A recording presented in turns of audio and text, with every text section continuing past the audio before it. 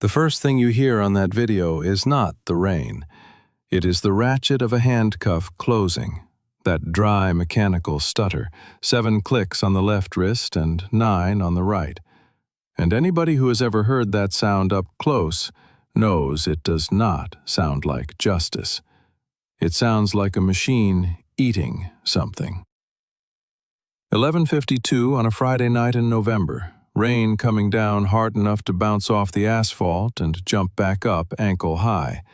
And in the employee lot behind a veterans hospital, a woman, 49 years old, is being folded over the hood of a patrol car by 2 men half her age. She is 16 hours into a double shift. She still has a purple sticker on her left thumb from a kid on the 4th floor. Her badge comes off the lanyard when they turn her, and it lands face up in the water, and her own photograph looks up at the sky and fills with rain. 17 people stood under that awning. Not one of them stepped off the curb. Down at the entrance to that lot, stopped under the light, there was one headlight burning, and a man sitting behind it in a wet leather jacket, 63 years old, gray beard gone mostly white, big hands that had not closed into a fist in 9 years because he had promised somebody they wouldn't. He had exactly 2 choices that night, and both of them cost him something.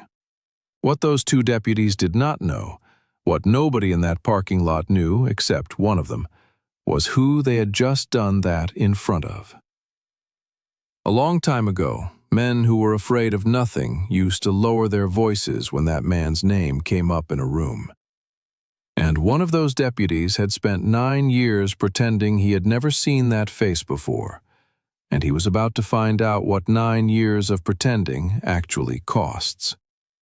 Before this is over, you're going to understand why 11 seconds matters, why 2 minutes and 41 seconds of shaky phone video did not save her, and why the entire thing, every bit of it, was about $61 a week. Stay with me. This one is worth your time. It started barely 20 minutes earlier than that.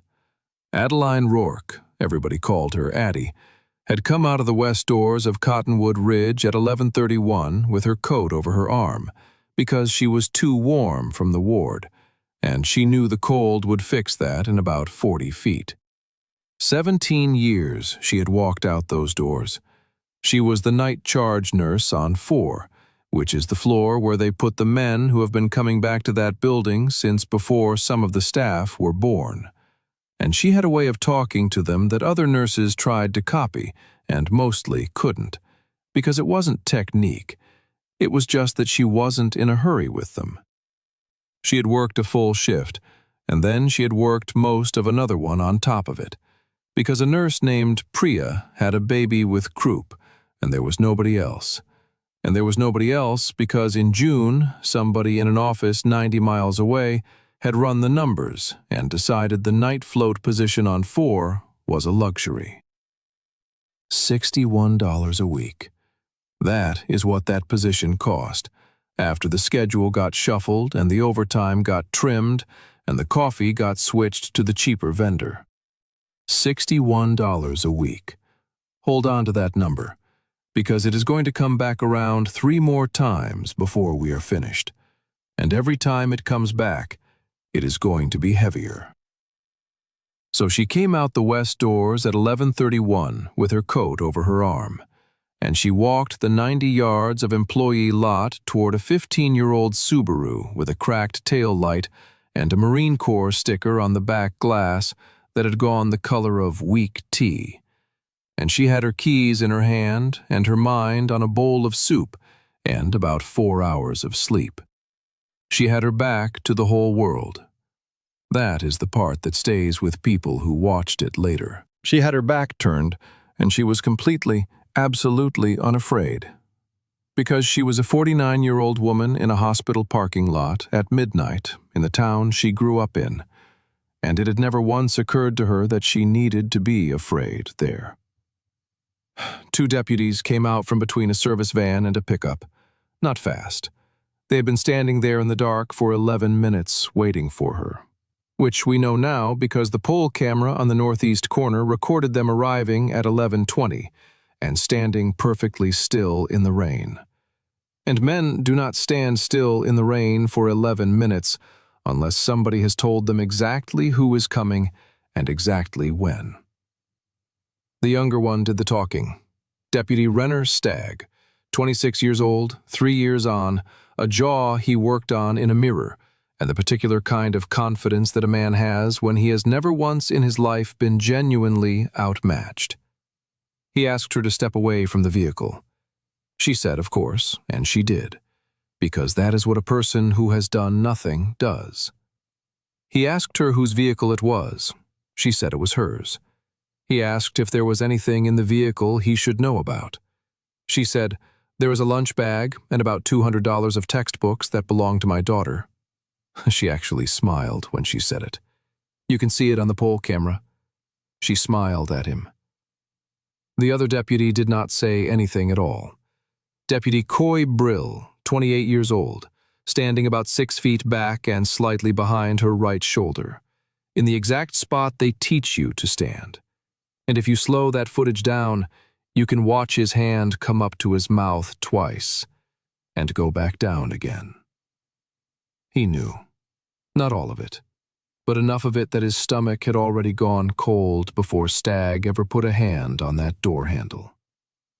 Here is the thing about the search. It was not a search. A search is a thing you do when you are looking for something. What happened in that lot at 11:46 was a retrieval. Stagg opened the passenger door, and he did not look under the seat, and he did not look in the console, and he did not look in the back where the textbooks and the gym bag and a spare pair of white shoes were sitting in plain view. He went directly to the driver's side door pocket. He reached in past a plastic ice scraper and a church bulletin from 3 Sundays back, and his hand came out holding an amber bottle, and he held it up in the rain, and he read the label out loud in a voice about 2 notches louder than he needed to use, loud enough to carry to the awning where the smokers were standing, which is the detail that tells you everything about what that night actually was. 38 tablets, oxycodone 5 milligram, and the label on that bottle had the pharmacy stamp of Cottonwood Ridge on it, and a patient name that was not Adeline Rourke, and had never been Adeline Rourke. She said, "That is not mine." She said it once. She did not say it again. And later on that turned out to matter more than almost anything else she did.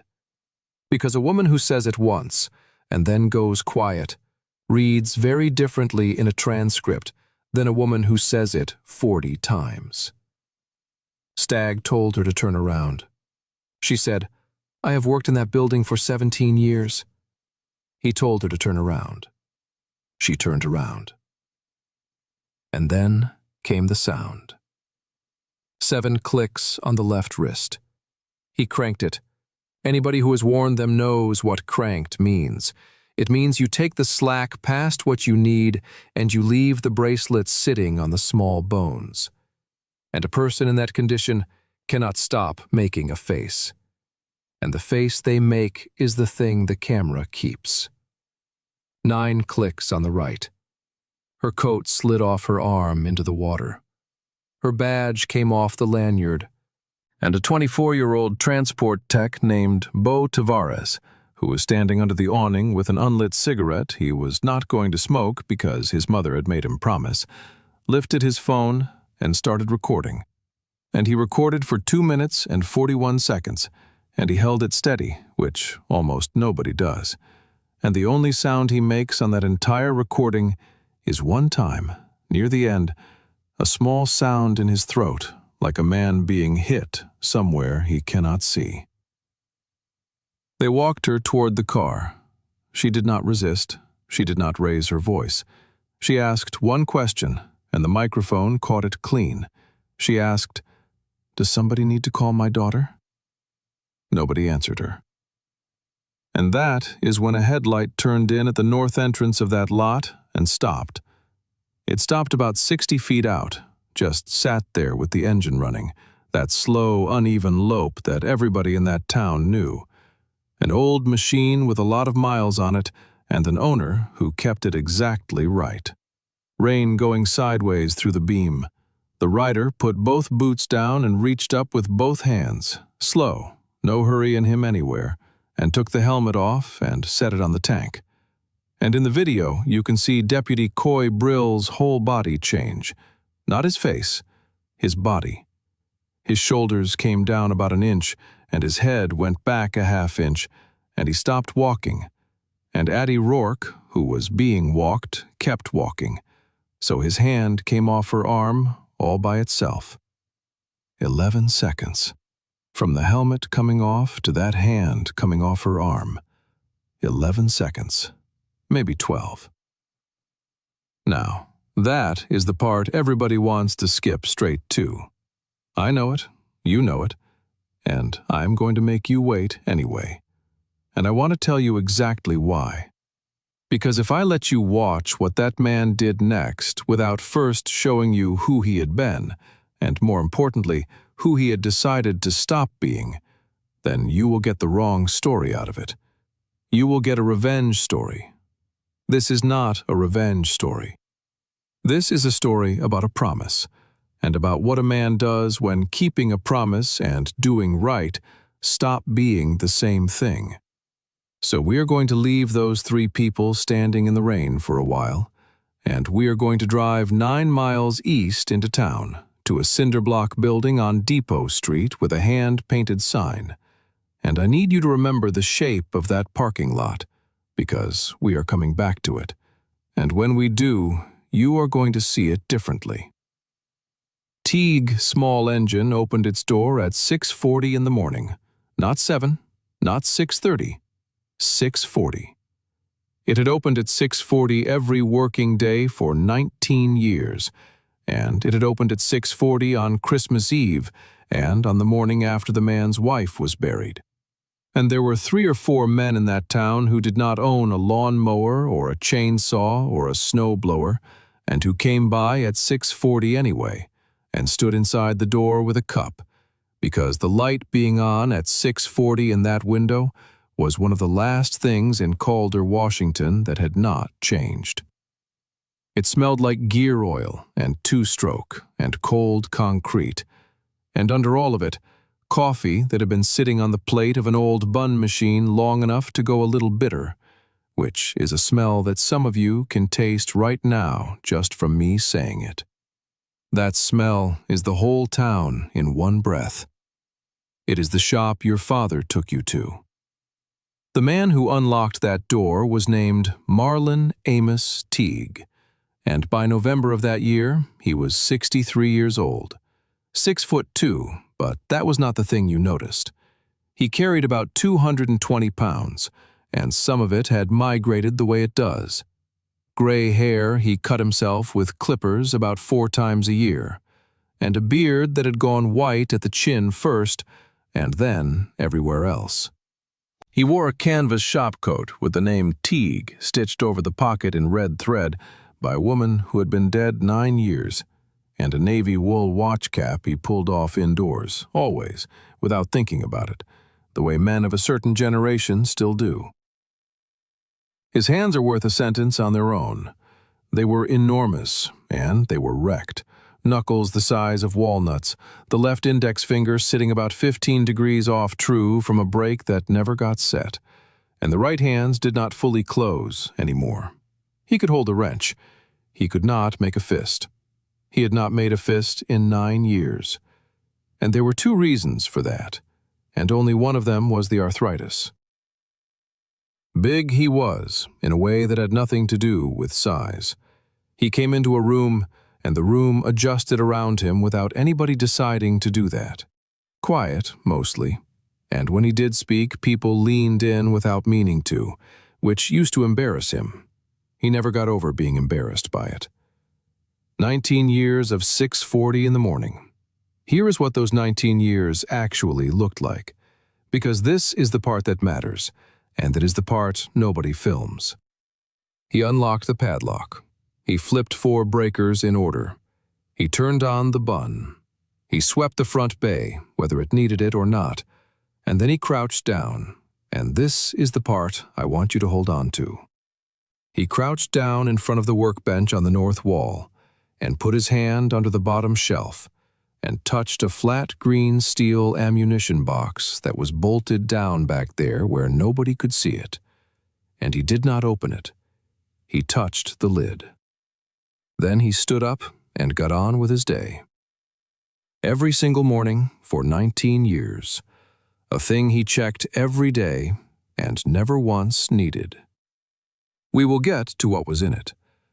The pegboard behind the bench had every tool hung on its own hook, and behind every tool was its silhouette, painted in white by hand, so that an empty hook was not a mystery, it was an accusation.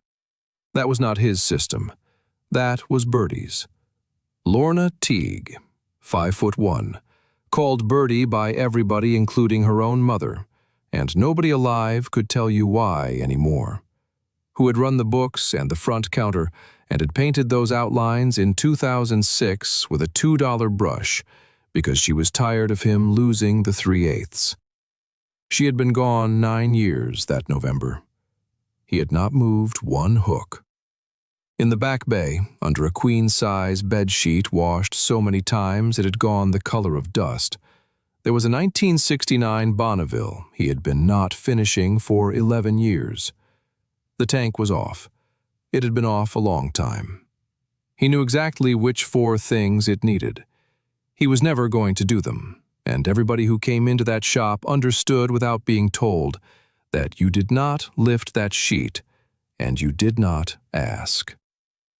So that was the life. Small engines, chainsaw chains, a carburetor rebuild for $85, a man who charged old men nothing and charged the county full rate. Open at 6:40, closed at 4, closed on Sunday. And 3 years before any of this, a 19-year-old showed up.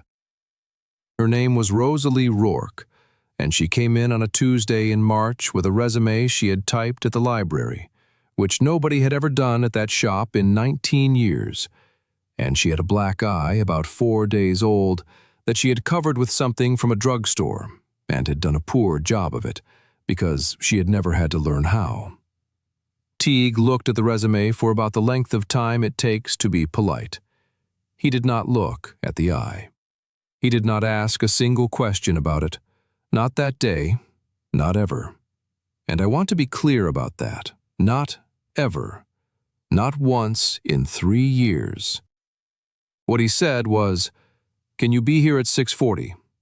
She said yes. He said, "All right," and he went in the back and came out with a shop coat that was 4 sizes too big and a key on a wire ring, and he handed her both, first day, before she had done 10 minutes of work.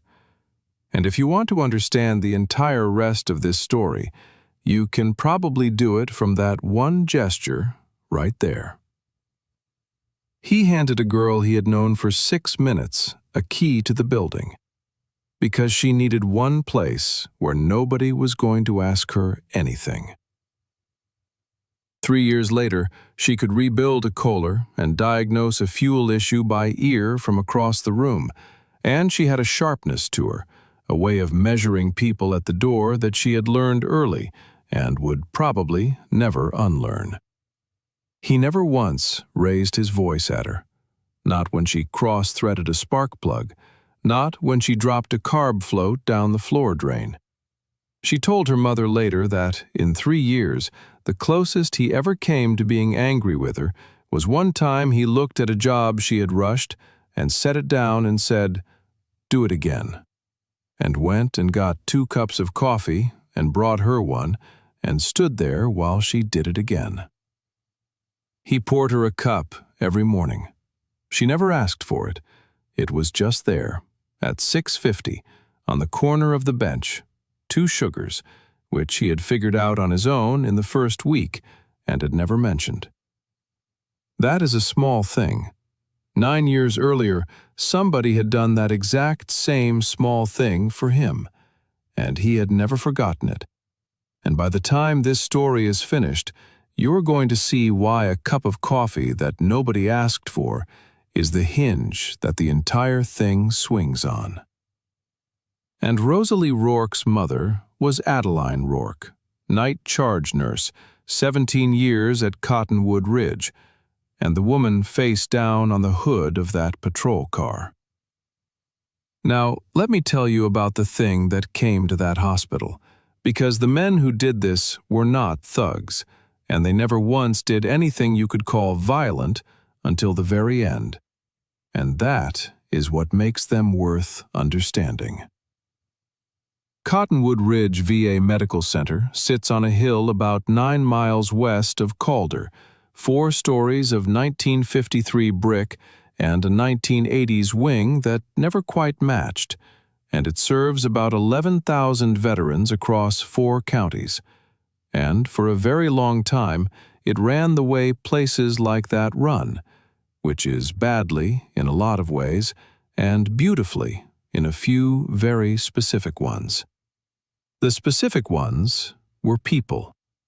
It was a woman on 4 who knew that the man in 412 could not sleep unless somebody turned the hall light off between 1 and 1:30. It was a housekeeper named Ernie who had been there 29 years and who knew which patients wanted to be talked to while he mopped and which ones wanted silence. None of that is on a spreadsheet. All of it is expensive. In April, a company called Meridian Continuum Health took over the contract for pharmacy services and nursing supplementation across the region. Nobody voted on it. Nobody in Calder was asked. There was a public comment period, and it was announced in a legal notice in the back of a newspaper that had 1,100 subscribers. Meridian's model was not complicated, and I want to describe it plainly because it is not a cartoon, and it is not a conspiracy. They came in. They looked at every place where a hospital was spending money on redundancy, and they removed the redundancy. That is the whole business. Redundancy is the word professionals use for the second person who checks. They took the nightly 2-nurse narcotics count and made it a 1-nurse count with an electronic verification. They took the night float position on 4 and made it a float across 4 and 3. They switched 3 medications to a lower cost equivalent.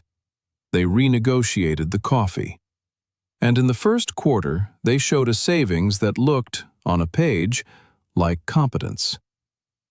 Nobody fought it. Fighting it got you moved to days, which sounds like a favor until you understand that a night nurse with 2 kids has built her entire life around nights. Or worse, fighting it got you a performance improvement plan, which is a document that follows you into every other building in the state.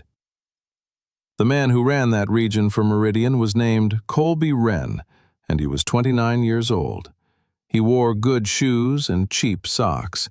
He had a scar through his right eyebrow that split it in 2, from a bicycle and a curb when he was 9, and he had a way of touching it when he was thinking that he did not know he did. He had a smile that never made it as far as his eyes, and he was not a stupid man, and he was not a cruel man, not the way you are picturing. And I'm going to give him something now that he does not deserve, but that the truth requires. Colby Wren's father was a maintenance supervisor at a hospital in Yakima for 22 years. In 2009, a laptop went missing off a nursing station, and a manager decided it was him. And it was not him. And the way it ended was that Wren's father sat in a room with 3 people who had already made up their minds, and he said over and over, in a voice that got quieter every time, that he had not taken it. And then he signed a piece of paper. And then he came home and sat in the truck in the driveway for 40 minutes before he came inside. And his 14-year-old son watched him from the front window and did not know what to do with what he was seeing. He was cleared 11 months later. Nobody called. There was no letter. He worked in a warehouse for the last 6 years of his life. So Colby Wren grew up understanding exactly one lesson, and he understood it perfectly, and it ruined him. The lesson was that the person who writes the report first is the person who is telling the truth. That is it. That is the whole man. He built a career on being the one who writes it first, and he wore having come from nothing like a credential. And he genuinely believed, right up until a Thursday morning in a county annex building, that he was the hero of a story about efficiency. In September, Addie Rourke wrote a letter. 22 pages. She wrote it on a legal pad first, over 11 nights, at the nurse's station between 2 and 4 in the morning, and then she typed it. It was not angry. That was the thing that later made it so hard to answer. It was a log. It documented 41 instances between May and September in which the narcotics count did not reconcile. And it documented that under the old 2-nurse system, those discrepancies were caught within one shift, and under the new system, they were caught at month end, or not at all. It documented a locum physician who had covered 11 consecutive nights and had been asleep in a supply room on 3 of them. And on page 19, it documented a veteran named Hollis Ward, 71, Army, 2 tours, who had come into the emergency department at 10:40 on a Tuesday in July, and had sat in a chair with chest pain for 4 hours and 11 minutes because there was nobody to move him, and who died at 2:52 in the morning, 11 feet from a cardiac bay that was empty the entire time. She wrote, and this is the sentence that ended up read aloud in 3 different rooms before this was over. She wrote, "None of this happened because anyone was careless. All of it happened because we removed the person whose job was to catch it. And we removed her to save $61 a week." $61 a week. Second time. 11 other nurses signed it. She sent it to the Office of Inspector General on the 29th of September, certified. And she kept the green card in her kitchen drawer, under the tape and the batteries. And she also, because she was 49 and not stupid, sent a copy to Meridian, because she believed, and she said this out loud to her daughter at the kitchen table, that people mostly do the right thing when you make it easy for them. She was wrong about that in one very specific case, and it cost her nearly everything. Colby Wren came to Cottonwood Ridge on the 14th of October. He did not come to the ward. He asked her to come down to a conference room on 2 at the end of her shift, which meant she sat down across from him at 7:20 in the morning after 12 hours on her feet, in scrubs with her hair flat, while he was showered and pressed and had been awake 90 minutes. That is not an accident. That is a technique. And he learned it from a man in Portland, and he used it every time. He was kind. That is the part people get wrong when they imagine this. He was genuinely, expensively kind. He had a folder, and he did not open it for 11 minutes. He asked about the 4th floor. He asked about Hollis Ward by name, and he said the name correctly, and he let a silence sit there afterward, and he did not fill it. And then he opened the folder, and he laid out 3 things, one at a time, squared to the edge of the table. The first was a job, Regional Clinical Liaison, a title she had never heard of, based in Spokane, $22,000 a year more than she made, days, weekends off, a car allowance.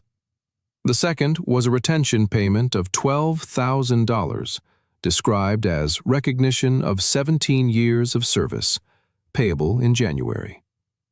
The third was a single page with 2 paragraphs on it that said, in careful language, that upon further review, the signatory believed her September correspondence contained conclusions not supported by the underlying data, and that she wished to withdraw it. He slid the page across. He put a pen on top of it, and he did the thing that he always did, which was to sit back and take his hands entirely off the table, so that the pen and the page belonged to her now, and not to him. And he said, "Addie, nobody is asking you to say the letter was a lie. We are asking you to say it was premature." She looked at the page for a while. There was a radiator in that room that ticked. Everybody who was ever in that room mentions the radiator. She looked at the page, and she did not touch the pen. And she said one word. "No." And the room went absolutely still. Most people who tell a man like Colby Wren no say it with their voice shaking.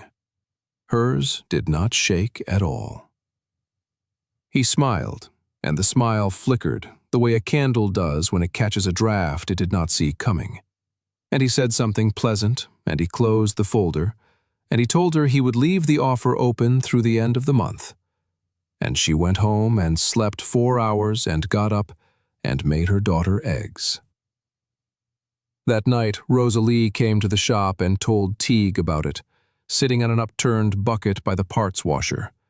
And she was scared, and she said, "They are going to do something to her." And Teague, who was standing at the bench with a governor's spring in his fingers, did not look up, and he said, "They might try." And then he said, "Your mother has been right about everything her whole life, and it has cost her every time, and she has never once let it change her mind. And I want you to understand that is a rare thing, and it is not free." Rosalie said, "So what do we do?" And Teague said, "We go to work in the morning." What he did not tell that girl was that he had made his decision the moment she said the word meridian out loud in his shop. He only hoped it would not come to anything.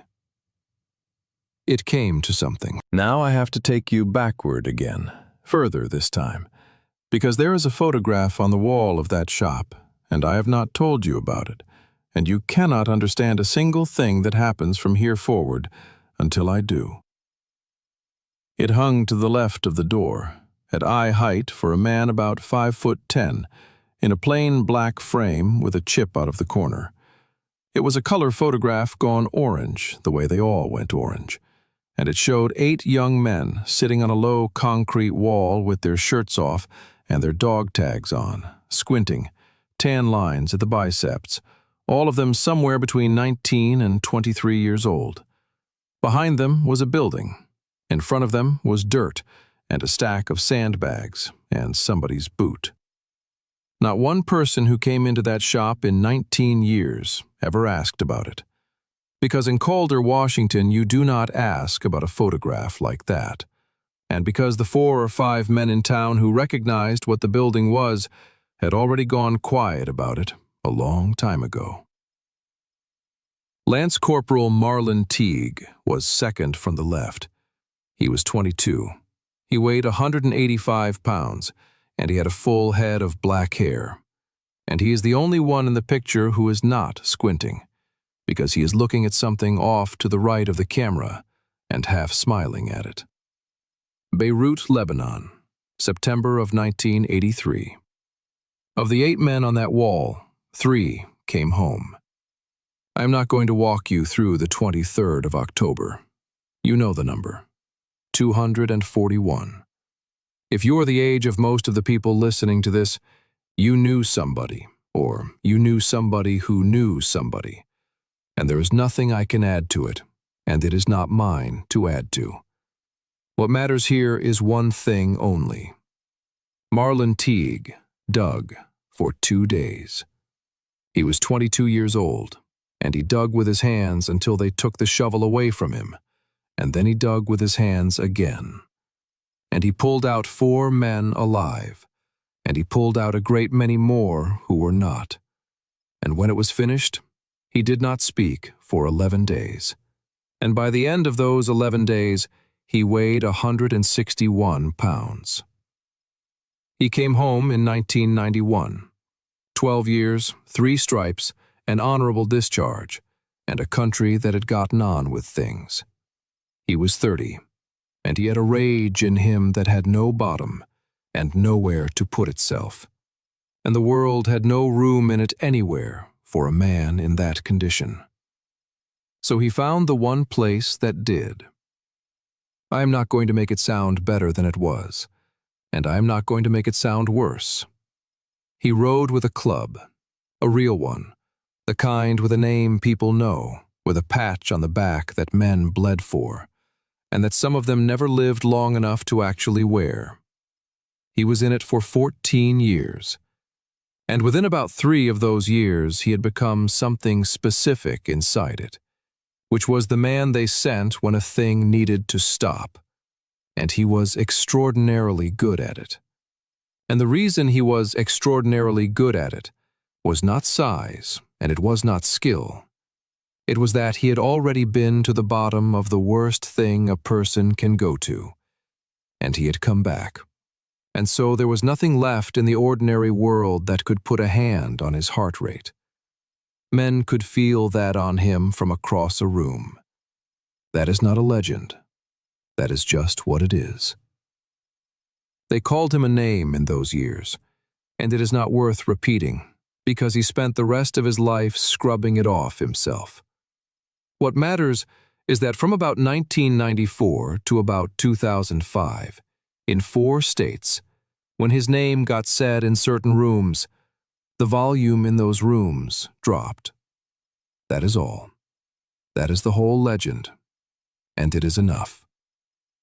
And then, in 2004, a 5'1" woman named Lorna, who worked the register at a feed store, told him in a parking lot, in the rain, that she was not going to spend her life waiting up. And he went home and thought about it for 9 days.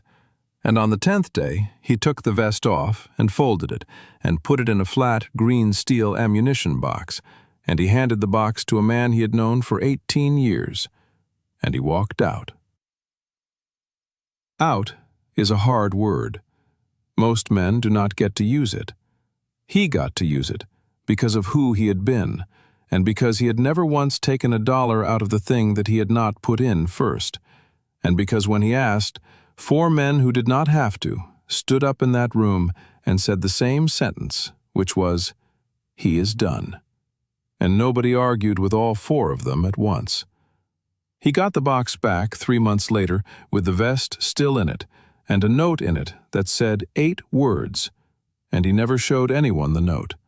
And it stayed in that box until a Thursday morning in November, 19 years later. He married Bertie in 2005. He bought the cinderblock building on Depot Street in 2005 with money he had saved in coffee cans, and he opened it at 6:40 in the morning on the 9th of January, 2006. And he opened it at 6:40 every day for the next 19 years. And she painted the outlines on the pegboard and stitched his name on his coat in red thread and made him stop smoking and taught him how to sit in a room without watching the door, which took her about 4 years. And he was happy, genuinely. A man in his 40s, happy, for the first time in his life, working on lawnmowers. She got sick in 2014. It took 11 months. He did every single thing right. He did not miss a day. He drove her to Spokane and back 41 times, 180 miles round trip, and he sat in those chairs with his knees up around his chest, and he did not break one thing, and he did not put his hands on one person. And on the 9th of March, 2015, she died at 4 in the morning, while he was holding her left hand and reading her the weather, because she liked to know what it was doing outside.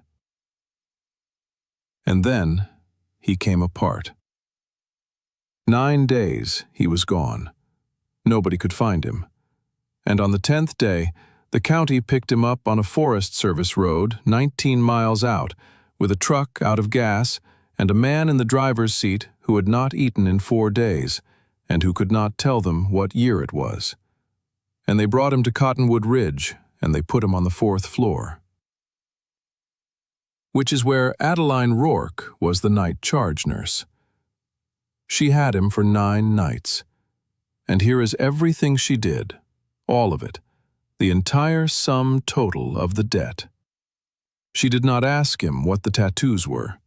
She did not ask him about the photograph in his wallet, or the other photograph, the orange one with the 8 young men, which he carried a copy of folded in half.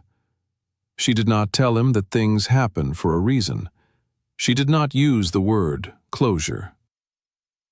What she did was, on the second night, around 2 in the morning, she came into that room with a cup of coffee he had not asked for and had not been offered, and she put it on the tray table, and she said one thing. She said, "It is a bad one, this coffee, but it is hot." And then she sat down in the chair by the window and did her charting in there for about 40 minutes without talking. She did that for 9 nights.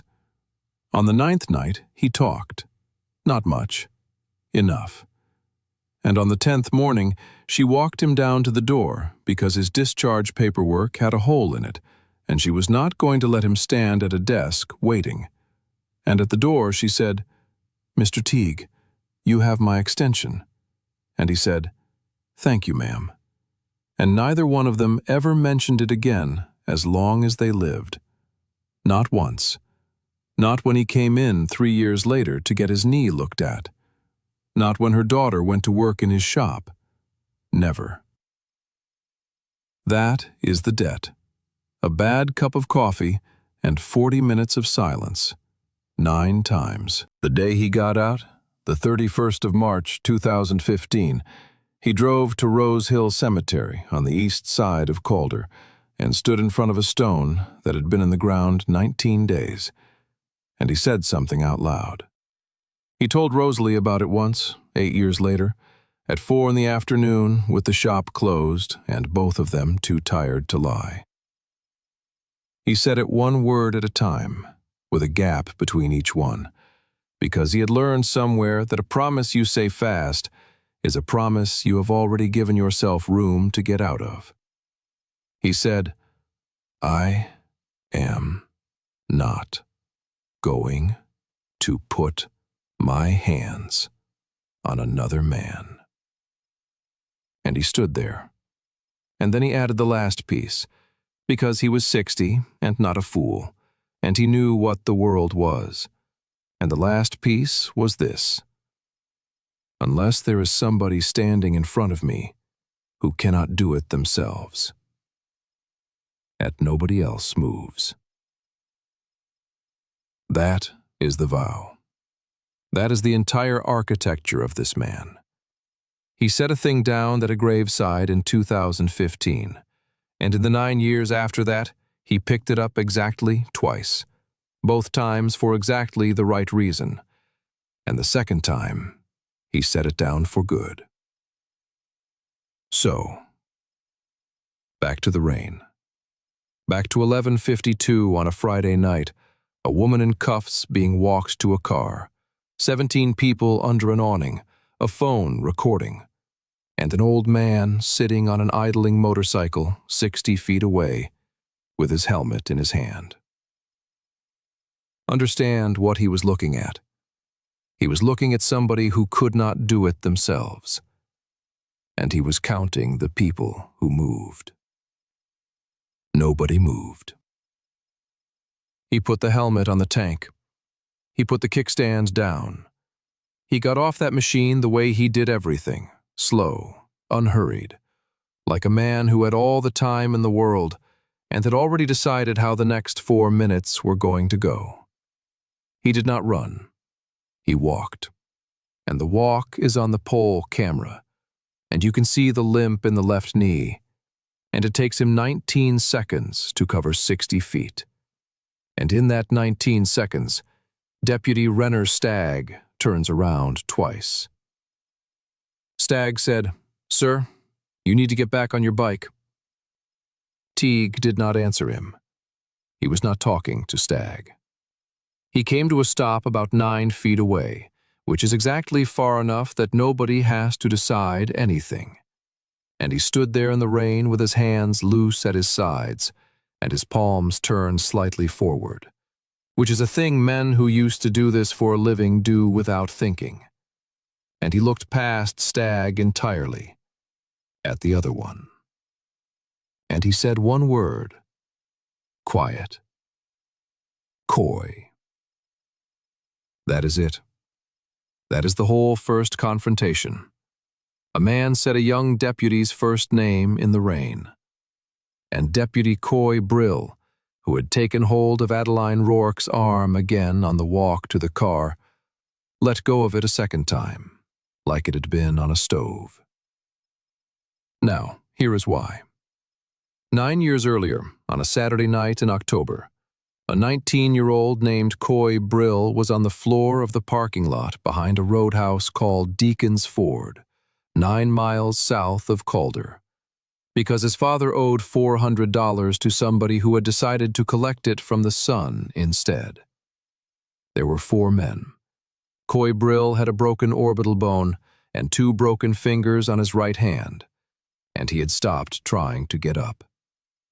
And a man came out of the side door of that building, a man who had been sitting inside, not drinking, and he told those 4 men to go home. And they laughed at him. They stopped laughing about 4 seconds later. 11 seconds. That is what it took. 11 seconds, maybe 12. And nobody died. And nobody even went to the hospital. And when it was over, the man picked a 19-year-old kid up off the gravel by the back of his jacket and put him in a truck and drove him 9 miles to a house on Kestrel Street and pulled into the driveway and did not turn the engine off. And the kid said, "I do not know how to pay you back." And the man said, "You do not owe me." Then he said, "You owe her." And he pointed at the front window of that house where a woman named Luann Brill was standing with the porch light on, because she had been standing there since 11 o'clock.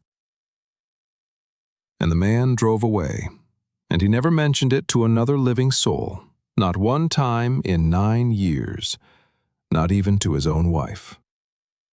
Coy Brill went to community college. Then he went to the academy. And for 9 years he drove past a cinder block building on Depot Street 4 or 5 times a week. And every single time, he looked at the road instead of the window, because he had built an entire life out of being the man with the badge, and there was no shelf in that life where the other thing would sit. So he pretended. 9 years of pretending. And 9 years of pretending works absolutely fine, right up until the man is standing in the rain 9 feet in front of you, saying your first name, while you have a nurse by the arm. Stagg said it again, louder. "Sir, back up." And Teague backed up. He did. He took 2 full steps backward with his hands still open at his sides, and he said in exactly the same voice, not 1 degree hotter, "Sir, I am 9 feet away, and I am moving away from you, and there are 2 cameras on this lot and 1 phone, and I would like you to keep your voice at the level it is at right now."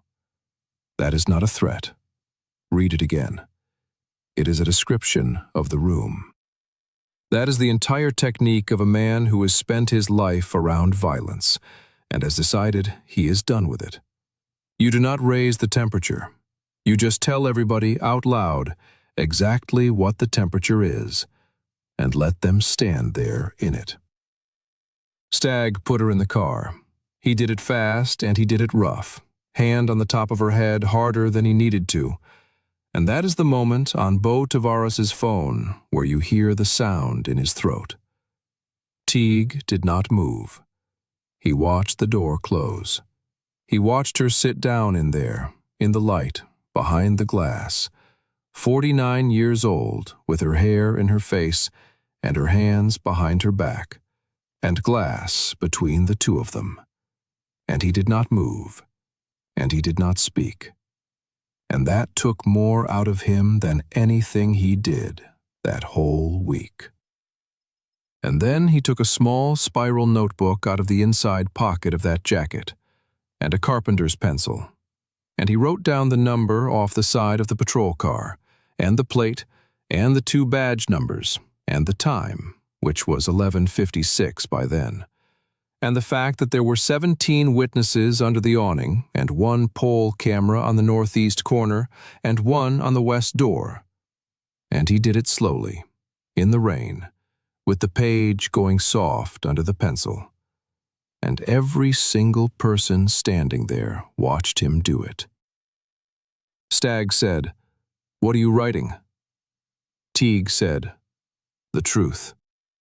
And then he said the only thing he said that night that could be called a warning. And it was not aimed at Stagg at all. And he said it while looking directly at the other deputy. He said, "Whatever is on that report, one of you is going to have to sign it." They drove her away at 11:59. Here is what he did next, and this is the part I love. And this is the part that tells you what kind of man you are actually dealing with. He did not follow the car. He turned around and walked back across 90 yards of flooded asphalt, and he crouched down, 63 years old with a bad knee, in 3 inches of water. And he picked her badge up off the ground. And he wiped it on the inside of his sleeve, on the dry part, twice, and he looked at it to make sure it was clean. Then he picked up her coat, and he wrung it out, and he folded it over his arm. Then he found her keys where they had gone under the Subaru, and he locked her car, and he put the keys in his pocket.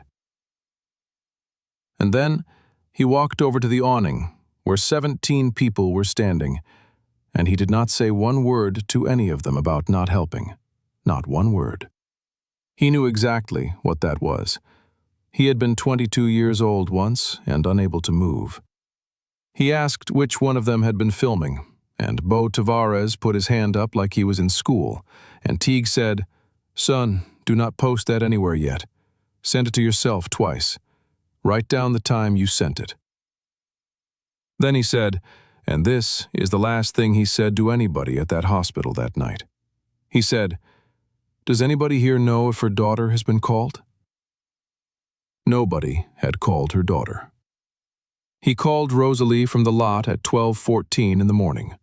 He told her exactly what had happened in about 11 sentences, no softening, because he had learned in 1983 that softening a thing does not help the person you are softening it for. It helps you. He told her where to go. He met her at the county building at 12:40, and he stood in that lobby with a wet coat over his arm and a nurse's badge in his shirt pocket for 3 hours and 30 minutes, next to a 22-year-old girl who cried exactly twice, and both times got mad at herself for it. And every time she said something like, "This is insane," he said the same 4 words back. He said, "We go in order." They released Addie Rourke at 4:10 in the morning. No charges filed. Not dismissed, not declined. Just filed later, pending review, which is a phrase that lets a building go home and think about it. She came through the door in a paper suit because they had taken her scrubs, and her wrists were purple and swollen, and there was a groove in the left one you could see from across the room. Her daughter got to her first. And Teague stood back, the way he always stood back, and waited.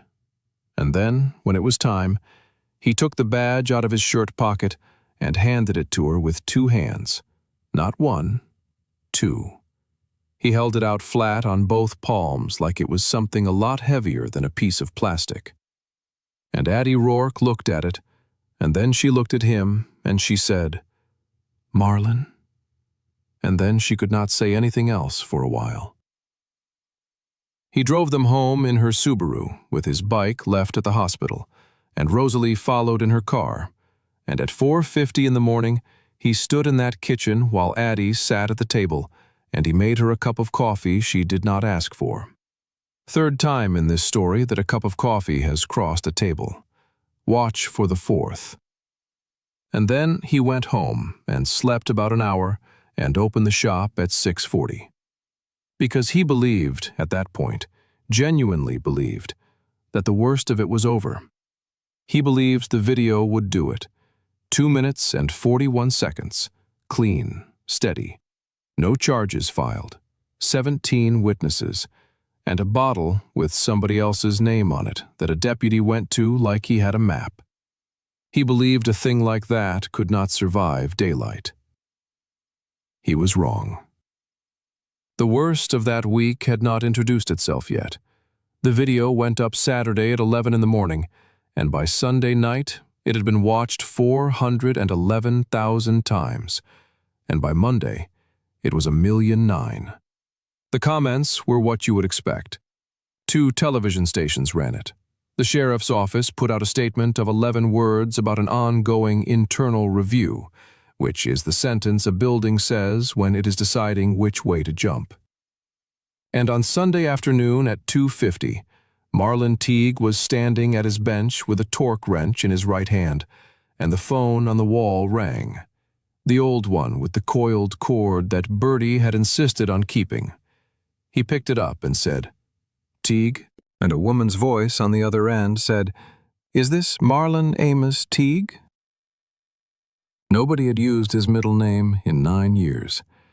He set the torque wrench down on the bench, slower than he had set anything down all day. The voice said, "They are not charging her." He said, "All right." And the voice said, "You do not understand. They are not charging her because they do not need to. Filing with the board is faster."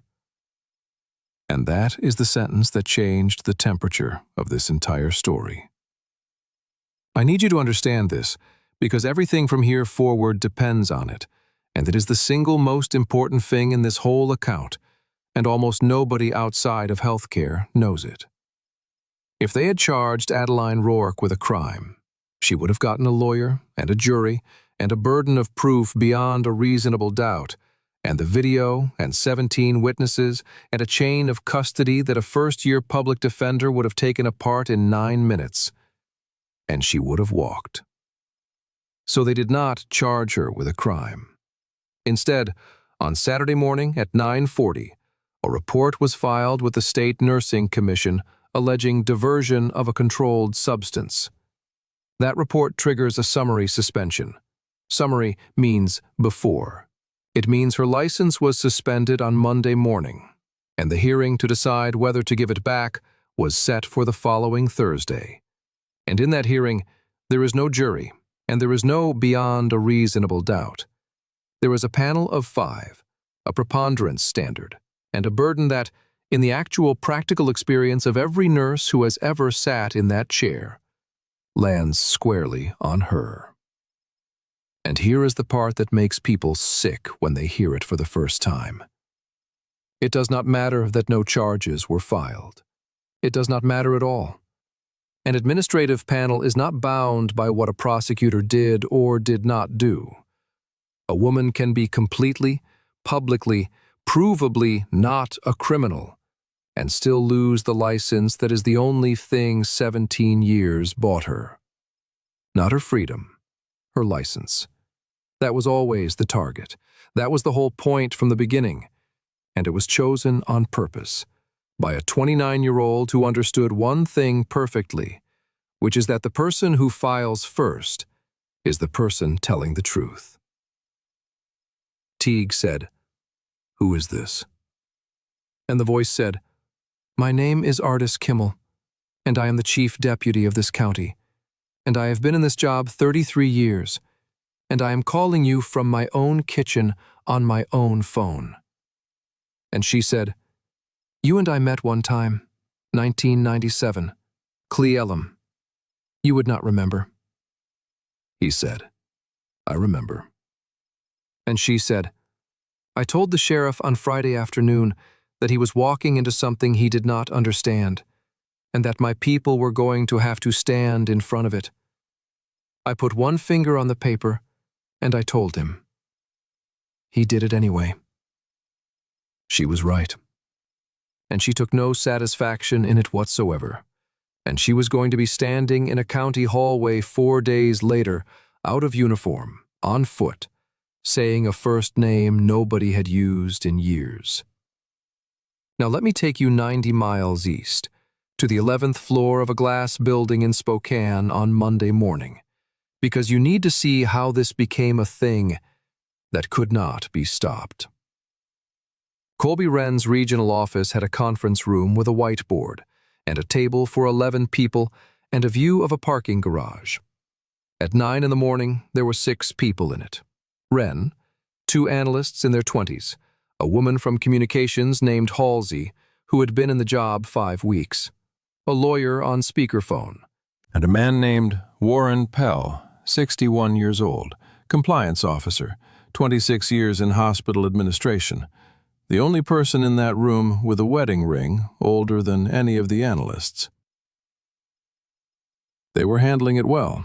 That is the honest truth. They had a plan, and the plan was good, and it went like this. The video was a problem, but the video showed an arrest, and arrests look bad on video, and everybody knows that. The suspension was already in place. The hearing was Thursday. Meridian would present pharmacy records, the sworn statement of Deputy Renner Stagg, and one more document that Wren had not shown anybody in that room yet. And after the license went, the letter went with it. Because a letter written by a nurse who diverted narcotics is not a whistleblower report. It is a motive. That was the entire strategy, and I want you to notice that there is not one violent thing in it. It is all paper. Halsey from communications asked about the man on the motorcycle. She said, "There is a guy in the video, and the comments are all about him, and people are saying things." And Wren said, without looking up, "Some local." And Warren Pell, who had been quiet for 40 minutes, and who had been born in Calder in 1963, and whose father had run a parts counter on Depot Street, said, "What did he look like?" Wren said, "What?" Pell said, "The man in the video. What did he look like?" And somebody turned the laptop around, and Warren Pell put his glasses on and leaned in, and the room watched a 61-year-old man go the color of old paper. He said, "Is his beard white?" And they said, "Yes." He said, "Does he have a hand that does not close all the way?" And nobody knew, so they scrubbed back, and they froze it at the part where he is writing in the notebook, and you can see it, the right hand, the way the fingers sit. And Warren Pell sat down, slowly. He took his glasses off and folded them and put them on the table, and then he picked them up again and turned them over twice in his hands without looking at them. And he said, "What is that man's name?" And one of the analysts read it off a screen. Marlon Teague runs a small engine repair shop on Depot Street. And Warren Pell said, "Oh, no." Then he told them a story that not one person in that room had ever heard, and he told it badly, the way men tell things they were not there for, in pieces, out of order. He told them about 1998 and a bar in Ephrata, and a thing that got settled in under a minute in front of 30 people, none of whom ever gave a statement.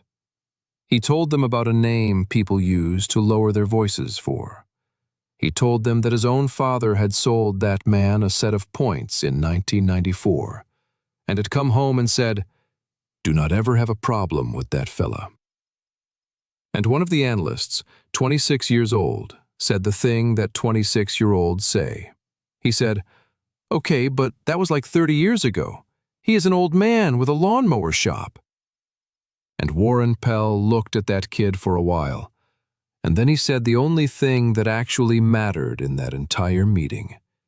He said, "You are not listening. I am not worried about him." He said, "I am worried about the fact that I cannot tell you who else is left." That is the sentence. That is the thing that got into Colby Wren and would not come out. Not a yes, not a no, an I do not know, from the only man in the building who knew anything. And an I do not know is so much worse than a yes, because a yes you can plan around. Wren touched the scar through his eyebrow, and then he did the thing that ended him, and he did it for the most human reason there is. He escalated. Not out of anger, not out of appetite. He escalated because 5 people in that room had just watched him be told there was something he did not know about, and if he backed off now, in front of them, then, for the rest of his career, he was the man who backed off when a mechanic looked at a camera. That is it. That is the whole reason. Reputational survival. That is why almost every catastrophe in this world is bigger than it needed to be. So it stopped being about a letter. It became a cleanup. By Monday at 5 in the afternoon, 3 things had happened. Meridian's counsel filed a supplemental exhibit list for Thursday's hearing. A public relations firm in Seattle was retained, and Colby Wren made one phone call from his car in the garage to a number he had gotten from a contractor, and on that call he said 11 words that he would later, under oath, describe as the worst 11 words of his life. He said, "I need somebody to make sure the daughter stays home Thursday." He did not say hurt. He never said hurt. He genuinely believed, sitting in that car, that he was arranging a conversation. That is what men like that always believe. They delegate the first act of violence, and they do not attend it, and then they are surprised by what shows up. Now back to Depot Street, Tuesday morning, 6:40. The light came on in that window at 6:40 like it had for 19 years. Teague swept the front bay. He turned on the bun. He crouched down and put his hand on the lid of the flat green box under the bench and did not open it. Rosalie came in at 6:45, and there was a cup of coffee with 2 sugars on the corner of the bench, and neither of them said anything about it. And then he spent that Tuesday and that Wednesday doing something so unglamorous that it does not make it into most versions of this story, and it is the single most important thing he did all week. And I want to describe it exactly. He got in his truck, and he drove to 11 houses. 11 nurses had signed that letter in September. By Monday, after the suspension hit, 4 of them had already been called into meetings. 2 had been reassigned. 1 had gotten a call at home from a man who did not identify himself, asking whether she was aware that her signature appeared on a document making allegations she might not be able to substantiate. So he drove to 11 houses, and at every single one he did the same thing, and it took him about 20 minutes each, and it was excruciating to watch. And Rosalie watched 3 of them from the truck. He would knock and stand back off the step so the door could open all the way, and take the wool cap off his head. And when they opened it, he would say, "Ma'am, my name is Marlon Teague, and I fix mowers on Depot Street, and Addie Rourke sat with me for 9 nights in 2015 when I did not want to be alive." And then he would say, "I am not here to ask you for anything." And then he would stop talking. And he would stand there on that step, hat in his hands, 63 years old, in the cold, and he would let the silence do it. Because he had understood since 1983 that people will tell you what they are going to do if you can just stand to wait for it. 4 of them said yes. 4 out of 11. He got 4. I want you to sit with that for a second, because in the version of this story that goes around the internet, the whole town rises up. That is not what happened. 7 women with mortgages and kids and licenses of their own looked at a man on their step and said no, or said maybe, or said, "I have to talk to my husband." and every single one of them was right to be afraid. And he never held it against one of them, not for 1 minute. And years later, when one of them tried to apologize to him in the parking lot of a grocery store, he cut her off and said, "Ma'am, you had children." 4. He got 4. Remember that number, because on Thursday morning, it is going to do something. Wednesday at 6:30 in the evening, he closed up and he told Rosalie to go home. She said no. He said, "I want you home Thursday too. Do not come to that hearing." And she said, "That is my mother." And then he told her the truth, and it was not the truth she was expecting, and it is the reason I love this man. He did not say it was dangerous. He said, "Rosalie, your name is on nothing. Not the letter, not the report, nothing. And once you walk into that room, you are in it forever. You are a person with a position, and you are 22, and you have not decided yet what your life is." And then he said the real thing. He said, "And I do not want you in a room where you might have to watch me be somebody I told your mother I was done being." Not out of fear for himself, because he did not want that girl watching him become that man again. She said, okay. She lied. She got in her car, and she drove 4 blocks, and she pulled over and sat there. Because she had learned to measure people at the door, and she had measured him, and she knew. At 7:20 that night, 3 men came to the shop. They came in a white Silverado with paper plates. 2 of them were local, in their 30s, the kind of men who take $400 to have a conversation. The third one was not local, and he had a 19-inch length of galvanized pipe down the inside of his jacket sleeve.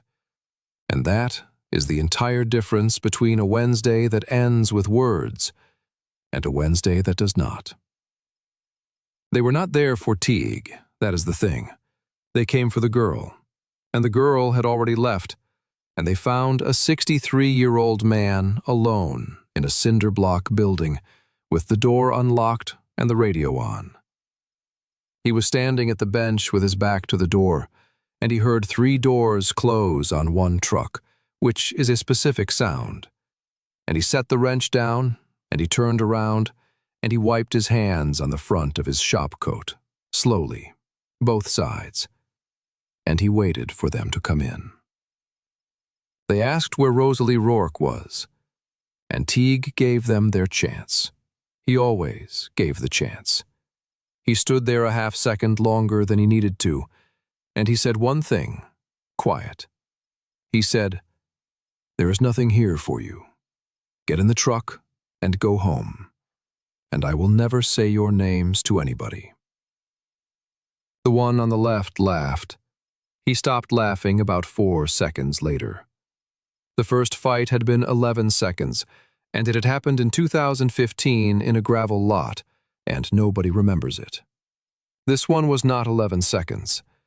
This one took 1:40, and it was not clean, and it was not beautiful, and it hurt him more than anything had hurt him in 20 years. He put his back to the bench. That is the whole thing, right there.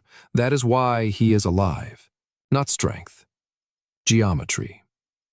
He put a 4-foot steel workbench behind him, and a parts washer on his left, so that 3 men could only come at him from 110 degrees of open floor, instead of 360. And he made every one of them pay full price to step into that space. The first one came in high, and Teague did not hit him. He took the arm and turned and let 190 pounds of momentum meet a cast-iron machinist's vise bolted to the corner of that bench. And that man's Wednesday ended right there, against the vise, and he did not get up. The second one got a hand on his collar and got half a swing in, and Teague ate it on the cheekbone and felt something open above his eye, and warm came down into his eye, and the whole left side of the world went pink. He got that man's wrist and bent it the way it does not go, and put him down on the concrete, and put a knee on his back, and held him there for about 2 seconds while he looked for the third man. The third man was the one with the pipe. And here is where his body reminded him, joint by joint, that he was not the man he had been at 30. His left knee, which had been telling him about weather since 1994, went out from under him when he came up off that knee. His right hand would not close, so he could not grab. He could only push and hook. His lungs, 63 years old and 11 years of cigarettes a long time ago, had gone to nothing in 90 seconds. He was standing in his own shop with blood in his eye, and one leg he could not fully trust, and a man with a pipe. 4 decades had taken almost everything off him. It had not taken the one thing that had always mattered most about Marlon Teague, and I am going to say it plainly because it is the entire man in a sentence. In a fight, he simply did not stop. The pipe caught him across the left forearm, and he heard it, and everybody who has ever heard that sound in their own arm knows there is no mistaking it for anything else. And for one long, terrible second, the whole shop tilted sideways in front of his eyes, the pegboard and Bertie's white painted outlines and the bedsheet over the Bonneville all sliding 40 degrees to the right, and he went down on one knee on the concrete. The man with the pipe brought it up, and he genuinely believed he was about to finish an old man on the floor of a lawnmower shop. So did the old man. He did not go down. He came up off that knee with everything he had left, and he did not swing because he could not close his right hand. So instead, he did the thing that a man learns in a place where nobody has anything. He got inside, chest to chest, so close that a 19-inch pipe is worth nothing at all. And he took a fistful of that jacket in his crooked left hand, and he walked. 4 steps, straight ahead, straight through him, the way you push a stalled car, all the weight low. And he put that man into the roll-up door hard enough to bow the bottom panel out 3 inches.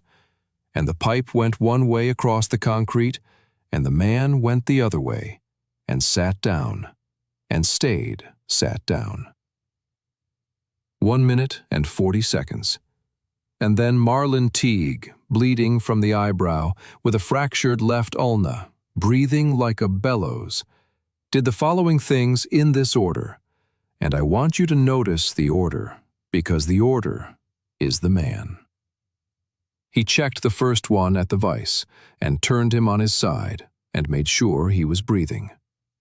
He got the shop phone off the wall, and he called 911 himself at 7:26, and gave his own name and his own address, and said, "I have had 3 men come into my business, and there has been a fight, and there are injuries, and I need aid, and I need deputies." He got the first aid kit, and he put gauze on the second man's wrist. And then he went outside and sat down on the concrete step in the rain, in the dark, with a rag on his eyebrow and his left arm across his stomach. And he waited. And 100 yards up Depot Street, a 22-year-old girl who had pulled over 4 blocks away and sat there for 40 minutes was already running. The deputies got there at 7:33. Chief Deputy Artis Kimmel got there at 7:41, in her own car, in a barn coat, and she looked at the roll-up door and the vise and the 3 men, and then she looked at the man sitting on the step, with a girl kneeling next to him, holding a rag on his face, and she crouched down on her bad hip and she said, "Marlon?" And he said, "Ma'am?" And she said, "Tell me all of it." And he told her all of it, every single bit, including the parts that did not help him, including the part where he had put a man into a vise, and he did not embellish, and he did not minimize, and he never once said the words self-defense. Because a man who says self-defense is a man who has already started building something. He just said what happened in order. It took 4 minutes. 2 deputies wrote it down, and Artis Kimmel stood up and looked at the white Silverado with the paper plates and said, out loud to nobody, "Well, there it is." They took him to Cottonwood Ridge because it was the closest, which is one of those things you could not put in a story. 7 stitches over the left eye, a non-displaced fracture of the left ulna, splinted, not cast, because a cast takes time they did not have. He refused the pain medication. He signed himself out at 11:10 at night.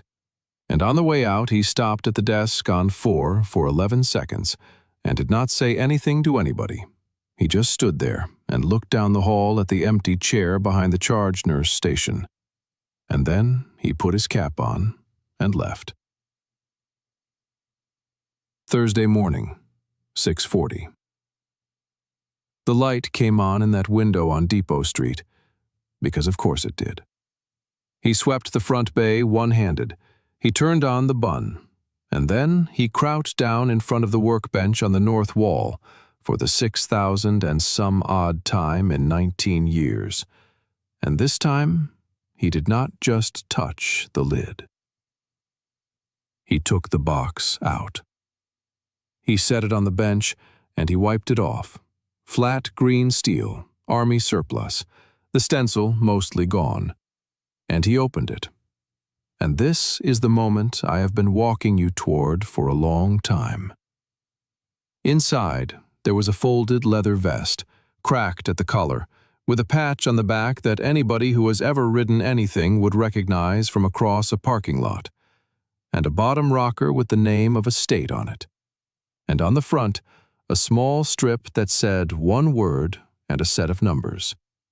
And folded on top of it, a piece of lined paper with 8 words on it, in ballpoint, written by a man in 2005 who had every reason not to write it. I am not going to tell you what the 8 words were. He did not put the vest on. I want to be very clear about that, because in every version of this story that gets told in bars and comment sections, he walks into that hearing room wearing it. And that is not what happened, and the truth is 1,000 times better. He took it out with 2 hands. He looked at it for a while, and then he folded it once more and put it back in the box and closed the lid. Then he made 2 phone calls from the wall phone with the coiled cord, and each one lasted under a minute, and neither one has ever been described by anybody who was on either end of it. And then he put on a clean white shirt and a pair of pressed dark trousers, and the only tie he owned, which was navy, and which Bertie had picked out in 2007. And he drove 19 minutes to the Calder County Public Works Annex with a splint on his left arm and 7 stitches over his eye. Conference Room B, 9 in the morning, Thursday, the 21st of November. Let me describe that room, because it is the least dramatic room in America, and that is exactly the point. Drop ceiling, fluorescent tubes, one of them with a flicker in it, a folding table at the front for 5 panel members, and 2 tables facing it, and behind those, 22 stacking chairs for the public.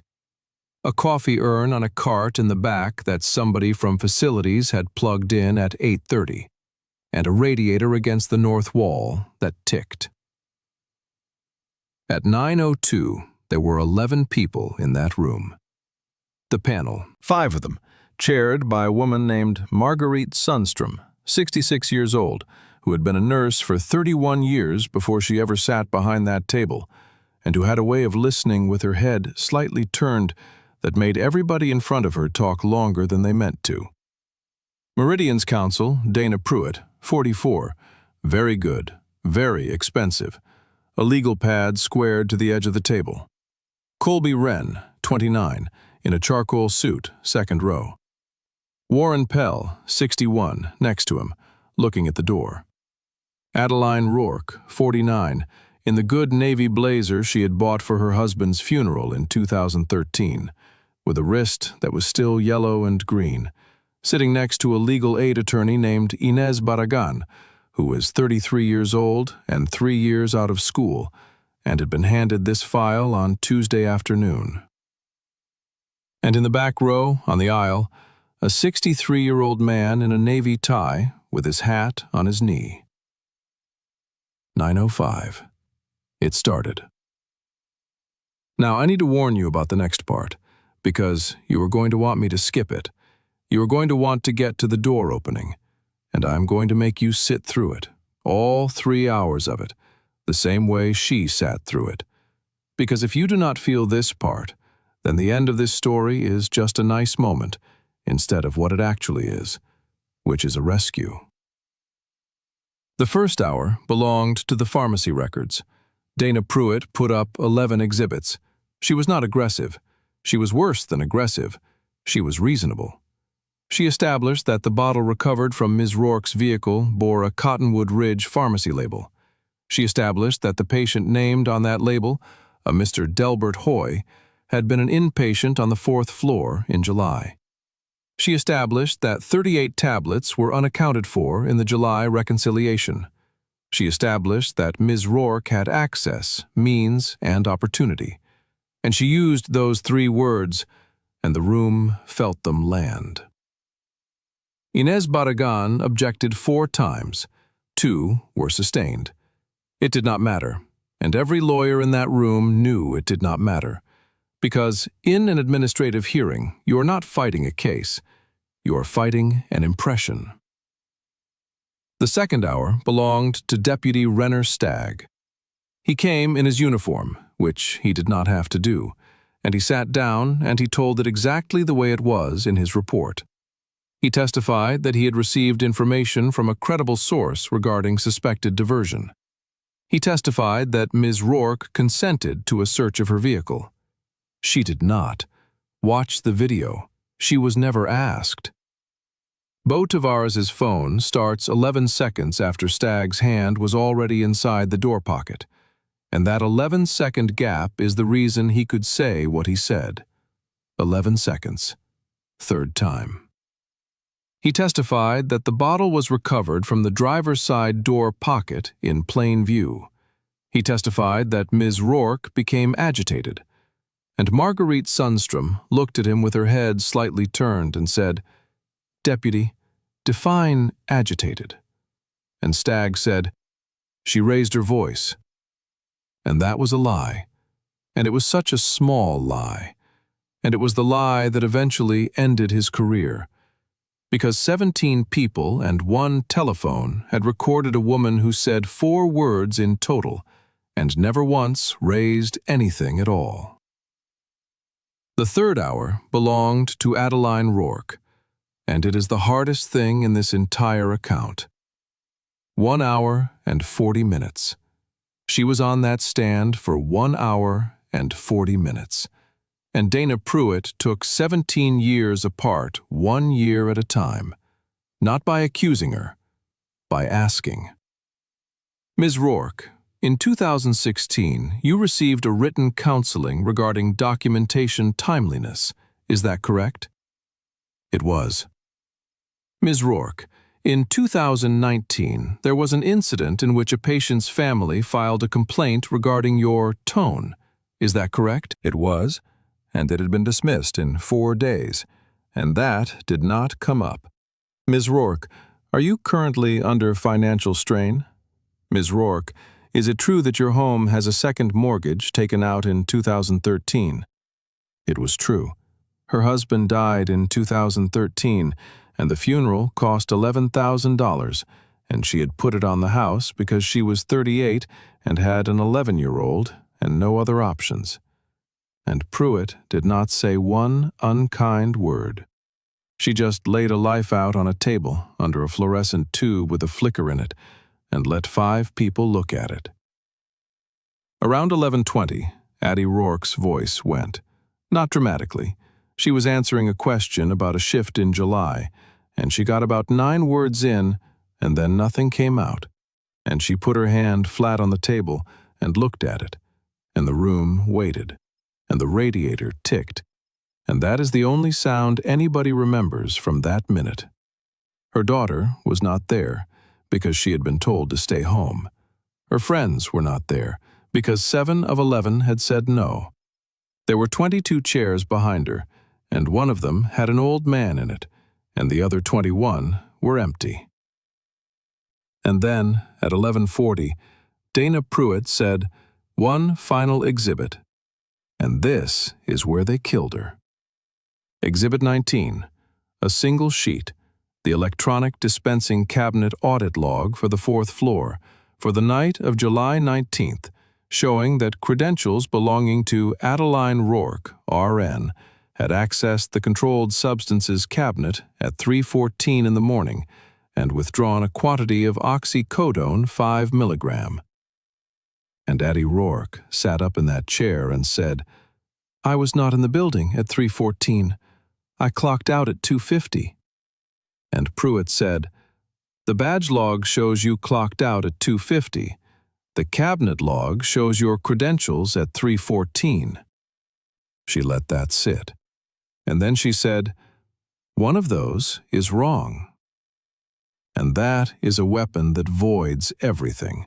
It does not matter how good your lawyer is, or how steady your voice is, or how many people love you, or that a video exists, or that no charges were filed.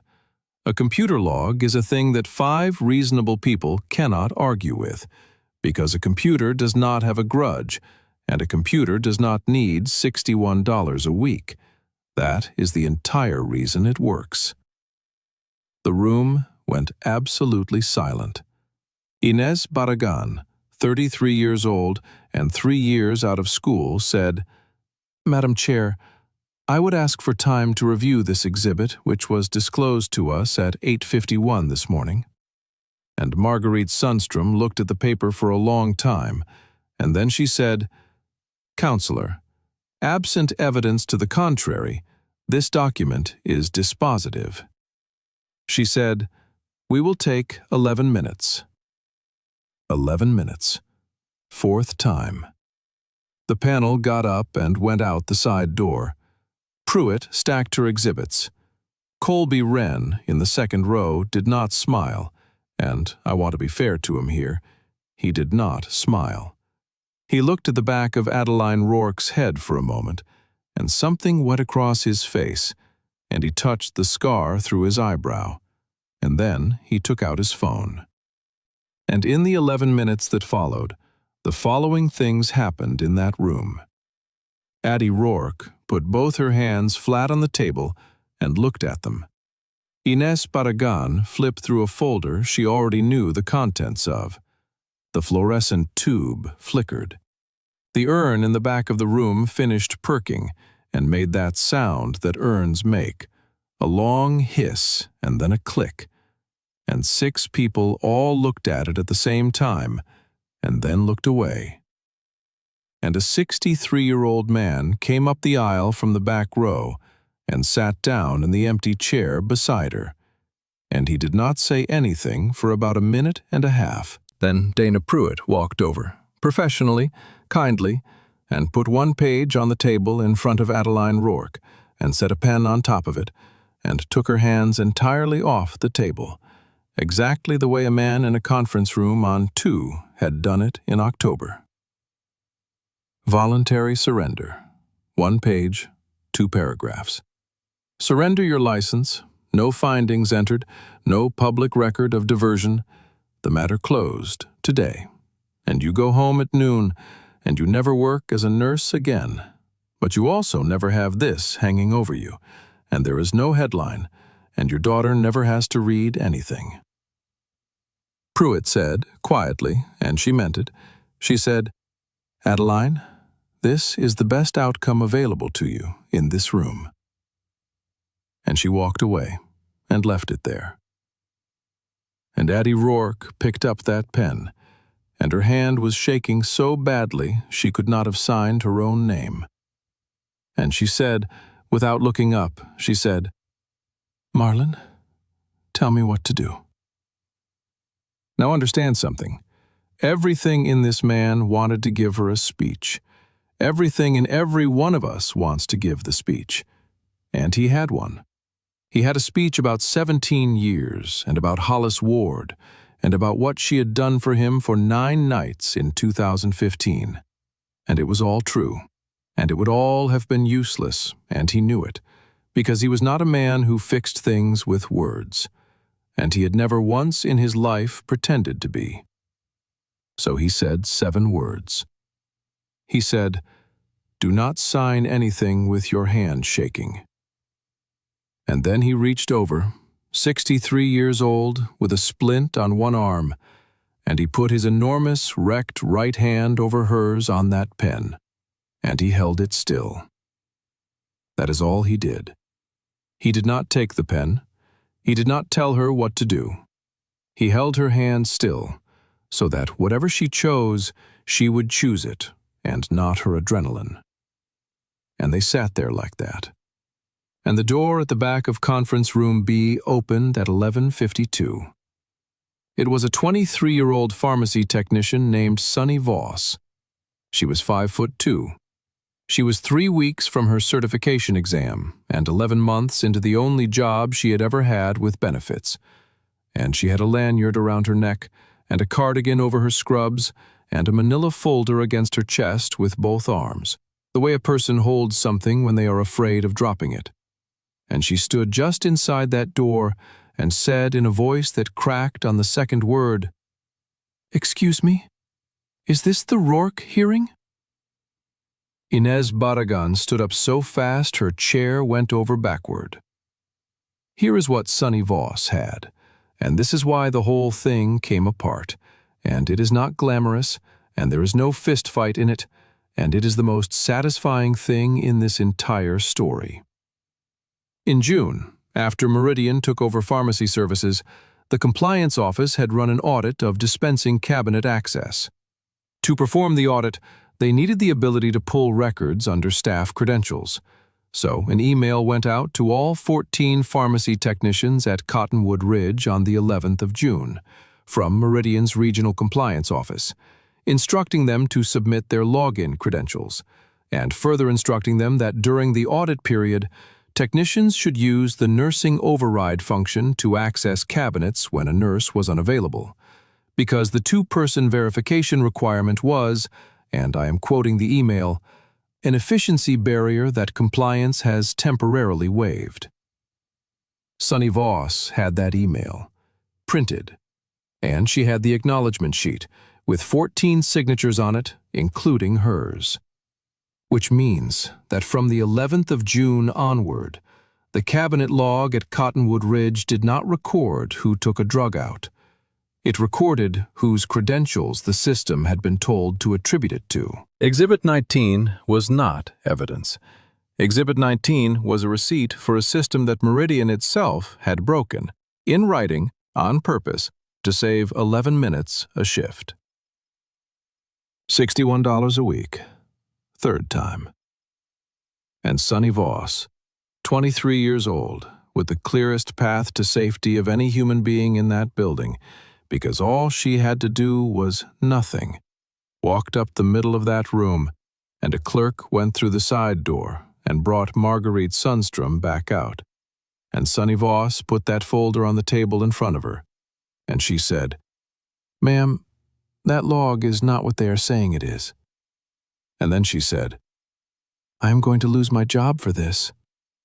And Marguerite Sundstrom looked at her over her glasses and said, "Sit down, honey. Nobody is going anywhere." And that would have been enough. That would have been enough. And it would have taken about 11 weeks of appeals and reviews and a lot of lawyering, and Adeline Rourke would probably have won and would definitely have been ruined in the meantime, which happens to people every single day in this country, and nobody makes a video about it. But then, the 22 chairs started filling up. They had been arriving since 11:15. Nobody in that conference room could hear them because the annex is a cinder block building, and Conference Room B is in the middle of it. The first ones came in on foot from the north lot, because they had parked in the marked spaces and paid the meters, and there is a photograph of 11 parking meters in a row with time on all of them. 14 came in the first wave, and by noon there were 41 people in that hallway, and by 12:10 there were 63.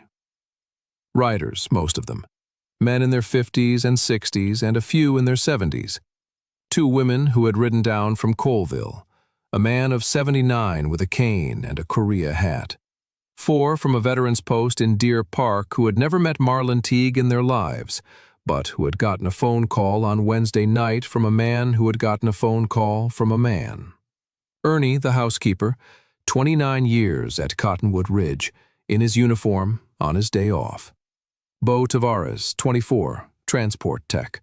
7 of the 11 nurses who had signed that letter in September, including 3 who had told a man on their doorstep no, and who had lain awake Tuesday and Wednesday and had gotten up Thursday morning and driven there anyway. And here is what those 63 people did. Nothing. They signed the visitor log at the front desk, every one of them, in order, printed name, signature, time in, and the clerk at that desk ran out of pages and went and got more, and later that log was 7 pages long, and every line was legible, and it became an exhibit in a federal proceeding 11 months afterward. They took their hats off. Every man in that hallway took his hat off inside a county building, which is a thing you either understand or you do not. They filled the 22 public chairs, and then they stood along the back wall until a deputy said the fire code allowed 9 standing, and 32 people went back out into the hallway without one word of argument, and stood in that hallway, and did not lean on anything, and did not block the doors, and left a 4-foot lane down the middle of that corridor, because somebody had told them to. Chief Deputy Artis Kimmel arrived at 12:10 in a barn coat, on foot, from her own car, deliberately not in uniform, and she walked the length of that hallway past 63 people and did not touch her radio one time.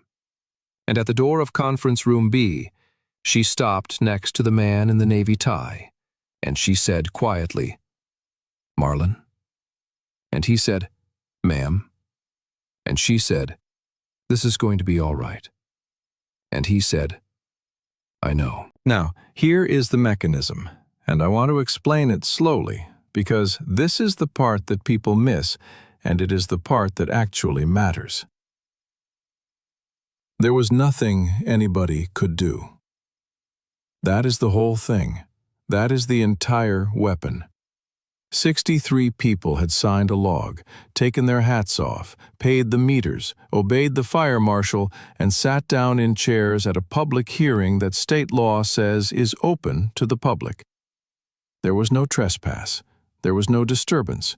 There was no unlawful assembly. There was no charge that any deputy in that hallway could have written on a piece of paper without being laughed out of a courtroom. And there was no photograph anybody could take of it that helped Meridian. Because a photograph of 63 people quietly filling a public hearing about a veterans hospital nurse is not a photograph of a mob. It is a photograph of a jury. Colby Wren understood that at about 12:15. He had gotten up to look out into the hallway, the way you do, and he stood in that doorway for a while, and he looked at 63 people who were not looking back at him. Because that is the other thing, and that is the coldest detail in this entire story. Nobody stared at him. Nobody said one word to him. Nobody so much as turned a head. He was completely, absolutely unremarkable to 63 people. And there is not a man alive who has built his whole self out of being the one who writes the report first, who can stand in a doorway and be nothing to a hallway full of people. He went back to his seat, and he sat down, and his hands were shaking. And Warren Pell leaned over and said in a voice about 11 people heard, he said, "Son, We are going to withdraw this, right now." And Colby Wren said, "I cannot." And Warren Pell said, "You can." And then he said the sentence that finished it. He said, "In about 90 seconds, that woman is going to have a lawyer from the Attorney General's office standing next to her. And after that, the only question left in this room is going to be whose signature is on the June 11th email." And here is the arithmetic. He ran it himself. Nobody ran it for him. There were 63 witnesses. There were 7 pages of legible names. There was a printed email with 14 signatures. There was a video with 1,900,000 views. There were 4 nurses who had said yes to a man on their doorstep on Tuesday, and there were 3 more who had changed their minds on Wednesday night. And Colby Wren could not know the number was 7 and not 11, and it did not matter, because at that point the difference between 7 and 11 was nothing at all. And there were 3 men in a county jail on Depot Street, charges from Wednesday night. And one of those 3 men had already told the detective at 4 in the morning that he had been paid $400 by a contractor. And Colby Wren did not know that yet either, and he could feel it anyway, the way you feel weather. You could watch the math land in real time. And that is how it ended, not with a fist, with a 29-year-old man doing subtraction. The panel came back in at 12:22, 37 minutes into a recess they had called for 11. Marguerite Sundstrom sat down and looked at the room, which now had 22 occupied chairs and 9 people standing along the back wall with their hats in their hands. And she took her glasses off and put them on again, and she said, "Ms. Pruitt, do you have anything further?" And Dana Pruitt looked at her client, and Colby Wren stood up. He had to say it himself. That was the thing. Pruitt could have said it. It would have been cleaner and faster, and it is what a lawyer is for. And Marguerite Sundstrom, 66 years old, 31 years a nurse, did not let that happen. And I do not think she planned it. I think it was instinct, because when Wren stood up, she looked at him and said, "Sir, are you the complainant?" And he said, "I am the regional director for Meridian Continuum Health." And she said, "Then come to the microphone." So he walked to the front of a room with 31 of them sitting and standing at the back of it, and 32 more out in the hallway behind it, most of whom had not been born in this state and had never met Adeline Rourke. And he leaned down to a microphone on a folding table, and he said, "Meridian withdraws its report to the commission." And Sundstrom said, "On what basis?" And he stood there. And this is the moment I will give him, because he had one moment in this entire story, and he took it. And it does not redeem him, and it is not supposed to. He said, "On the basis that our compliance office issued instructions in June that made the cabinet audit log unreliable, and we knew that, and I knew that." And then he had to hand it over, with his own hands. He walked back to the table, and he picked up Exhibit 19, the single sheet that would have ended a woman's life's work, and he carried it 11 feet, and he put it in the hand of a 66-year-old panel chair in front of every one of those people. And she took it and set it face down. And in the second row, an old man in a navy tie let out a breath he had been holding since 11:52 on Friday night. They vacated the summary suspension at 12:31. Adeline Rourke's license was restored effective immediately, on the record, in a room with a flickering fluorescent tube. She did not cry. She had cried on Sunday, and she had cried on Tuesday, and she had none left. And what she actually did, which about 11 people saw, was put both hands flat on the table again and close her eyes for about 4 seconds. And then the last thing happened. Colby Wren was gathering his papers, and Dana Pruitt had her briefcase open. And sitting on the corner of that table, where it had been sitting for 40 minutes, was the one-page voluntary surrender agreement, with the pen still on top of it. And Wren picked it up. Reflex. Just tidying. It was his paper. He had brought it. He was putting it away. And Marlin Teague stood up. He came around the end of that table the way he did everything, slow, unhurried, like a man who had all the time in the world. And he stopped in front of a 29-year-old in a charcoal suit, and he did not say anything at all. He put his hand out, palm up. And Colby Wren looked at that hand, and he looked at the 7 stitches over the eyebrow and the splint on the other arm, and at a building with 63 people in it who had not made a single sound in 9 minutes. And he gave it to him. He put that page in that hand, and nobody stopped him, and nobody said a word. And Teague folded it in half, once, and put it in the breast pocket of a clean white shirt, and turned around, and walked out. It was over. Truly over this time. They left the way people leave a funeral. Quiet, careful, nobody looking back. 63 people went out of that building in about 11 minutes without one raised voice. And they put their hats back on when they hit the door, and not before. And the meters had 11 minutes left on most of them. Now, the aftermath.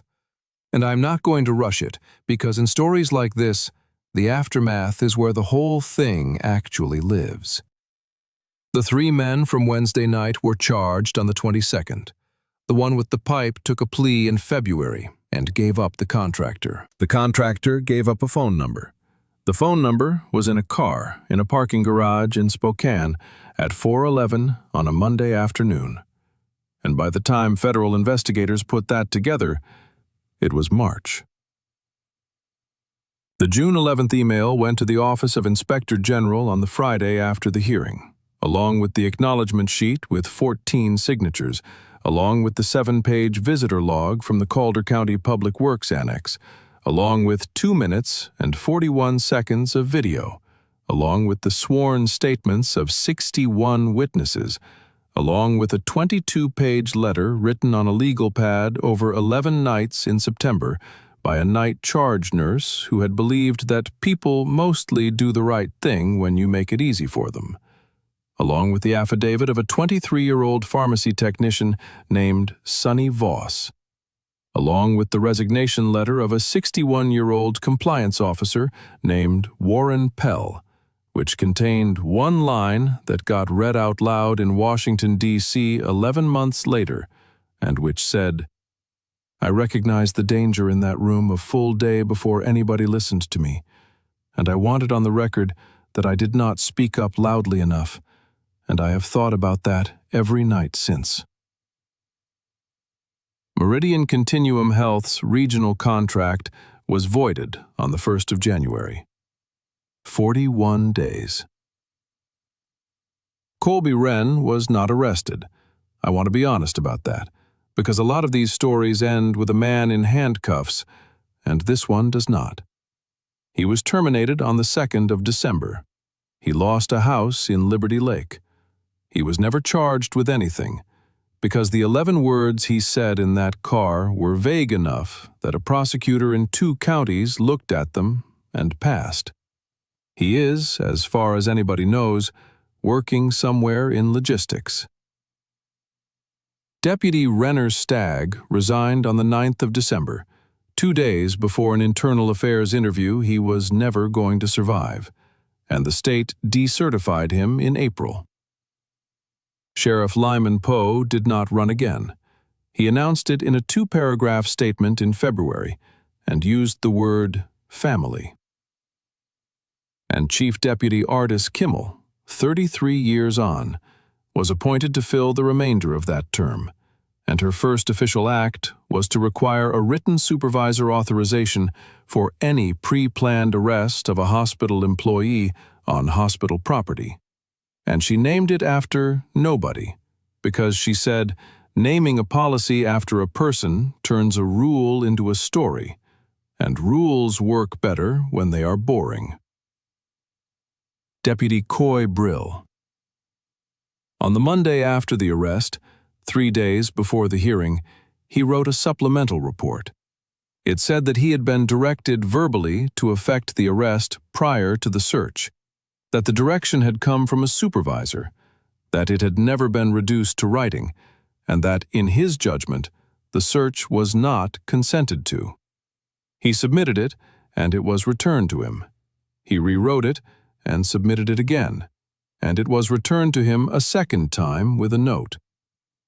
So on Wednesday morning, he printed all 3 versions, and he drove to the Attorney General's regional office in Spokane, on his own time, in his own truck, out of uniform, and he handed them to a receptionist, and he said, "I do not know who I am supposed to give these to." They took his statement for 4 hours. He was placed on leave the same afternoon, and he expected to be fired, and he was not. He testified twice, and in April, in a deposition, a lawyer asked him why he had done it. And he was quiet for a long time, and then he said something that ended up printed in a newspaper. He said, "9 years ago, a man pulled me off the ground and drove me home, and never once asked me for anything. And I spent 9 years driving past his shop looking at the road." He said, "I do not get those 9 years back. This was the only thing I had." And then he said, and I want to say for the record that he did not ask me to do this. He has not spoken to me since that night. He said one word to me, which was my name. And I have thought about that word every single day. The 2 of them did not speak for 11 months. Then, one morning in October, a patrol truck pulled up outside a cinder-block building on Depot Street at 6:45 in the morning, and a young man got out in uniform and stood in the doorway for a while, and Marlon Teague looked up from a bench and looked back down at what he was doing. And after a minute he said, "Coffee is on." And that was the whole conversation. Coy Brill came in most Thursdays after that for the rest of it. Neither one of them ever talked about that night in the rain or about the roadhouse in 2015. And something between those 2 men had shifted permanently in a way that never once required words to be real. Adeline Rourke went back to work on the 2nd of December. Her first shift back, the 4th floor was full, and there were 3 call lights going, and a man in 412 who could not sleep with the hall light on. And she worked 12 hours and clocked out at 7 in the morning and walked 90 yards across an employee parking lot in the dark. They put a light on the northeast corner in January, a better one. That was Ernie, the housekeeper, 29 years, who filled out the work order himself 11 times until somebody did it. The 2 nurse narcotics count came back on the 15th of January, $61 a week. That is what it cost to put it back. That is what the whole thing was about, from the first page of a letter written on a legal pad to a woman face down on the hood of a patrol car in the rain, to 63 people standing in a hallway with their hats in their hands. $61 a week. In March, 16 months after all of it, an envelope arrived at Teague's small engine on Depot Street, with a Spokane postmark and no return address. Inside was 1 page, handwritten, and it was not addressed to Marlon Teague. It was addressed to Adeline Rourke, and there was a note clipped to it that said, "I do not have her address, and I did not think it was right to look for it." The letter did not ask for anything. It did not ask for forgiveness, and it did not ask for understanding, and it did not explain itself, and it did not try to make itself smaller, which is the hardest thing in the world for a person in that position to not do.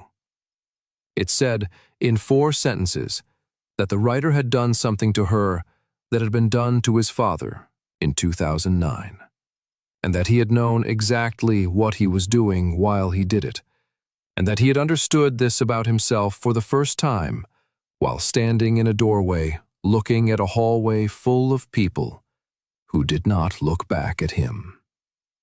And the last sentence said, I am not writing this so you will think better of me. I am writing it because you should have it in writing from me, in my hand, and not from a lawyer. Teague drove it over that evening and put it on her kitchen table and did not stay. She read it 11 times over about a year, and then she put it in the drawer under the tape and the batteries, with the green certified mail card from September. She never answered it.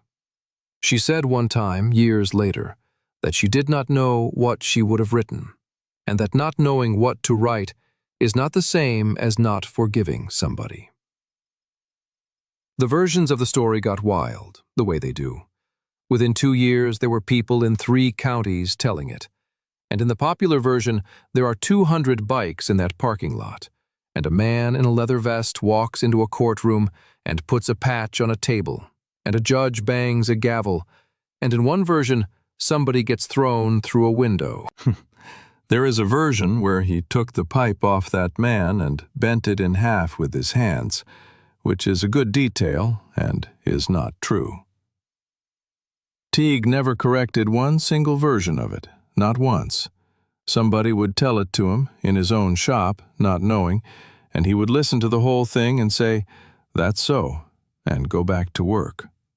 Rosalie asked him about that one time, and he said, "If a fella needs the big version, let him have it." And then he said, "The true one is not a story anyway. It is a bunch of people getting in their cars." The town mostly let the rest of it lie. Nobody in Calder ever put together, out loud, who Marlon Teague had been between 1991 and 2005. There were 4 or 5 men who knew, and they had known for 30 years, and they had said nothing for 30 years, and they said nothing after. Somebody would say something about the fella down on Depot Street, and one of those 4 or 5 men would say, "He fixes mowers," and that was the end of it. That is a kind of protection you cannot buy and you cannot ask for. And here is what he did with the rest of it. Nothing. He opened the shop at 6:40 in the morning. He swept the front bay. He turned on the bun. He crouched down and put his hand on the lid of a flat green steel box under the north bench and did not open it. And that box sat there year after year, untouched, the way a fire extinguisher sits behind glass. Not forgotten, just no longer needed. Rosalie Rourke made Journeyman on her own the following spring, and Teague put her name on the sign in 2027, hand-painted, the same red he had used in 2006, and the second line said, "And Rourke," and she cried about it in the truck where he could not see. The Bonneville stayed under the sheet. She never asked. Sonny Voss did lose her job on a Tuesday in December for a documentation issue that had nothing to do with anything. And on the following Monday, she had a better one, at a hospital in Wenatchee, because a 66-year-old panel chair named Marguerite Sundstrom made 2 phone calls, and she passed her certification exam in February with a 94. Bo Tavares, who held a phone steady for 2 minutes and 41 seconds, went to nursing school. He graduated in 2029. He works nights. Addie Rourke worked 6 more years and retired in 2031 at 56, with 33 years. And at her retirement thing in the cafeteria at Cottonwood Ridge, there were about 90 people and a sheet cake, and she talked for 4 minutes, and she never once mentioned November. Marlon Teague died on the 9th of March, 2033, which was 18 years to the day after his wife. And I do not have anything to make out of that, and neither did anybody else. He was 71, It was his heart, in his sleep, in the chair by the wood stove, in the back of the shop. And Rosalie found him at 6:40 in the morning, when the light did not come on. About half of Calder came to it. There were 141 motorcycles on Depot Street, and it was March, and it was 38 degrees, and it rained. And not one of those engines started until the family had left the cemetery. Coy Brill, 37 years old by then, and a sergeant, worked traffic on his own day off, and would not let anybody else do it. Adeline Rourke sat in the third row and read something short. They found the box under the bench. Rosalie opened it and looked at what was in it for a long time, and then she closed it. She kept the shop. She kept the 640, not because anybody told her to, and not out of sentiment. She kept it because at some point it had stopped being his hour, and had just become the hour the place opens. And that is a different thing. And it is a better thing. There is a chair by the wood stove in the back of that building that nobody sits in. Not in a dramatic way. There is no plaque on it. It has a shop rag over the arm, and it has been there since 2006. And every so often somebody new will start to sit down in it, and somebody will say, "Not that one," and they will move. And nobody will explain why. And after about a year, the new person will be the one saying, "Not that one." Now, think back for a minute to where this whole thing started. Rain on asphalt. A woman, 49 years old, 16 hours into a double, bent over the hood of a car with her badge in the water. 17 people under an awning who did not step off the curb. It looked, in that very first moment, like the oldest thing in the world. It looked like the strong taking something from somebody who could not stop them, in the dark, where it would not cost anybody anything. And it looked like the world doing what the world too often does, which is nothing at all. And then a headlight stopped at the entrance of that lot, and a man took his helmet off. And here is the thing I want to leave you with, because it is not what most people take away from this. He did not save her. He did not. Say it plain. He stood 9 feet back with his hands open and let them take her. And he wrote down badge numbers in the rain like a bookkeeper. And 6 days later, he sat in a folding chair in a room with a flickering light and watched a lawyer take 17 years off a woman 1 year at a time. And he could not stop 1 minute of it. The man who could clear a parking lot in 11 seconds sat in that chair for 3 hours and did absolutely nothing. And it cost him more than the pipe did. What he did was smaller than saving her, and it was harder. He knocked on 11 doors with his hat in his hands. He made 2 phone calls that lasted under a minute. He held a woman's hand still on a pen. And then he got out of the way and let a 23-year-old pharmacy tech and a 28-year-old deputy and 63 people in a hallway do the actual work.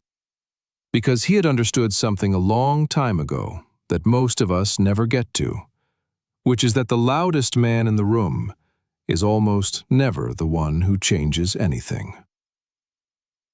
That is the thing about quiet men. The quiet is not weakness.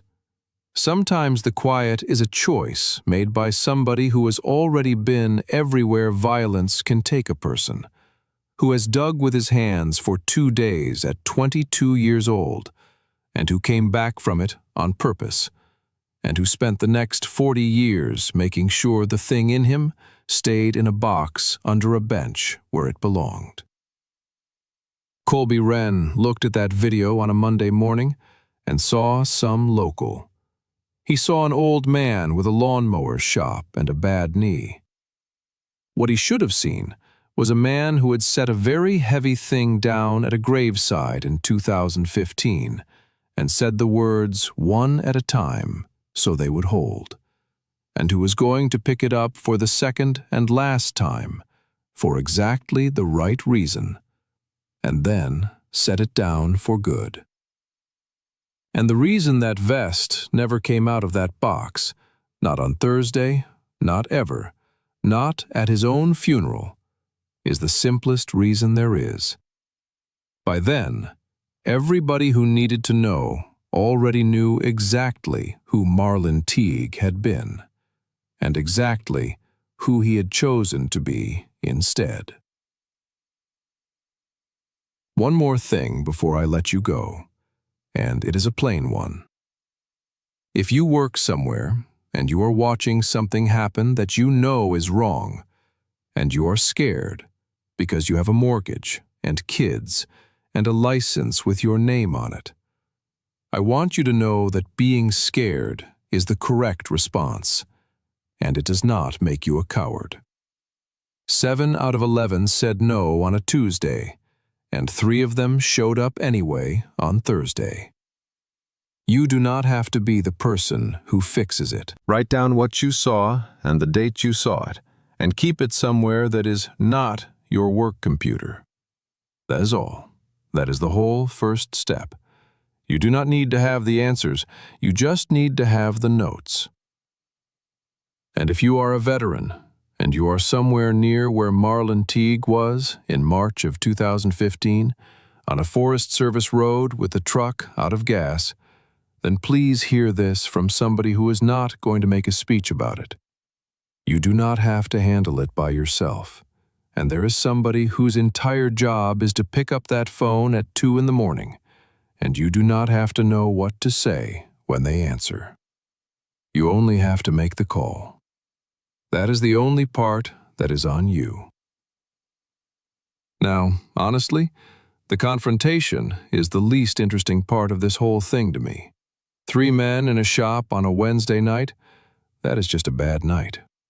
What I keep coming back to is a bad cup of coffee on a tray table in 2015, and a woman who sat in a chair and did her charting for 40 minutes without talking, 9 nights in a row, and had no idea, none, that she was doing anything at all. So here is what I want to ask you, and I mean it specifically. Not, what would you have done in the parking lot? Everybody says the same thing about the parking lot. I want to know about the doorstep. If a 63-year-old man you barely knew had knocked on your door on a Tuesday with his hat in his hands, and you had a mortgage and a license and 2 kids asleep down the hall, would you have said yes on Tuesday? Or would you have been one of the 3 who lay awake and showed up Thursday anyway? Be honest. There is no wrong answer, and I would genuinely like to know. Put it in the comments. I read every single one of them, all the way down, and I answer more of them than you would think. And if this is your first time here, welcome, sincerely. What we do on this channel is simple. We tell long stories about ordinary people who kept their word when it stopped being convenient, and we take our time doing it because these stories were never meant to be rushed. If that sounds like your kind of thing, hit subscribe and stay a while. There is no hurry. There are 2 more waiting for you on the screen right now, and one of them is about a widow, a repossession notice, and 41 men who showed up on a Sunday morning and did absolutely nothing at all, which turned out to be plenty. Thank you for staying to the end. It is a long way down here, and the fact that you cared enough to make the whole walk means more to me than I can properly say. Take care of each other out there. This story is a work of fiction. It was inspired by general themes of loyalty, service, and the quiet cost of doing the right thing. All persons, places, organizations, and events depicted are fictitious, and any resemblance to actual persons, living or dead, or to actual events, is entirely coincidental. It is intended for entertainment purposes only.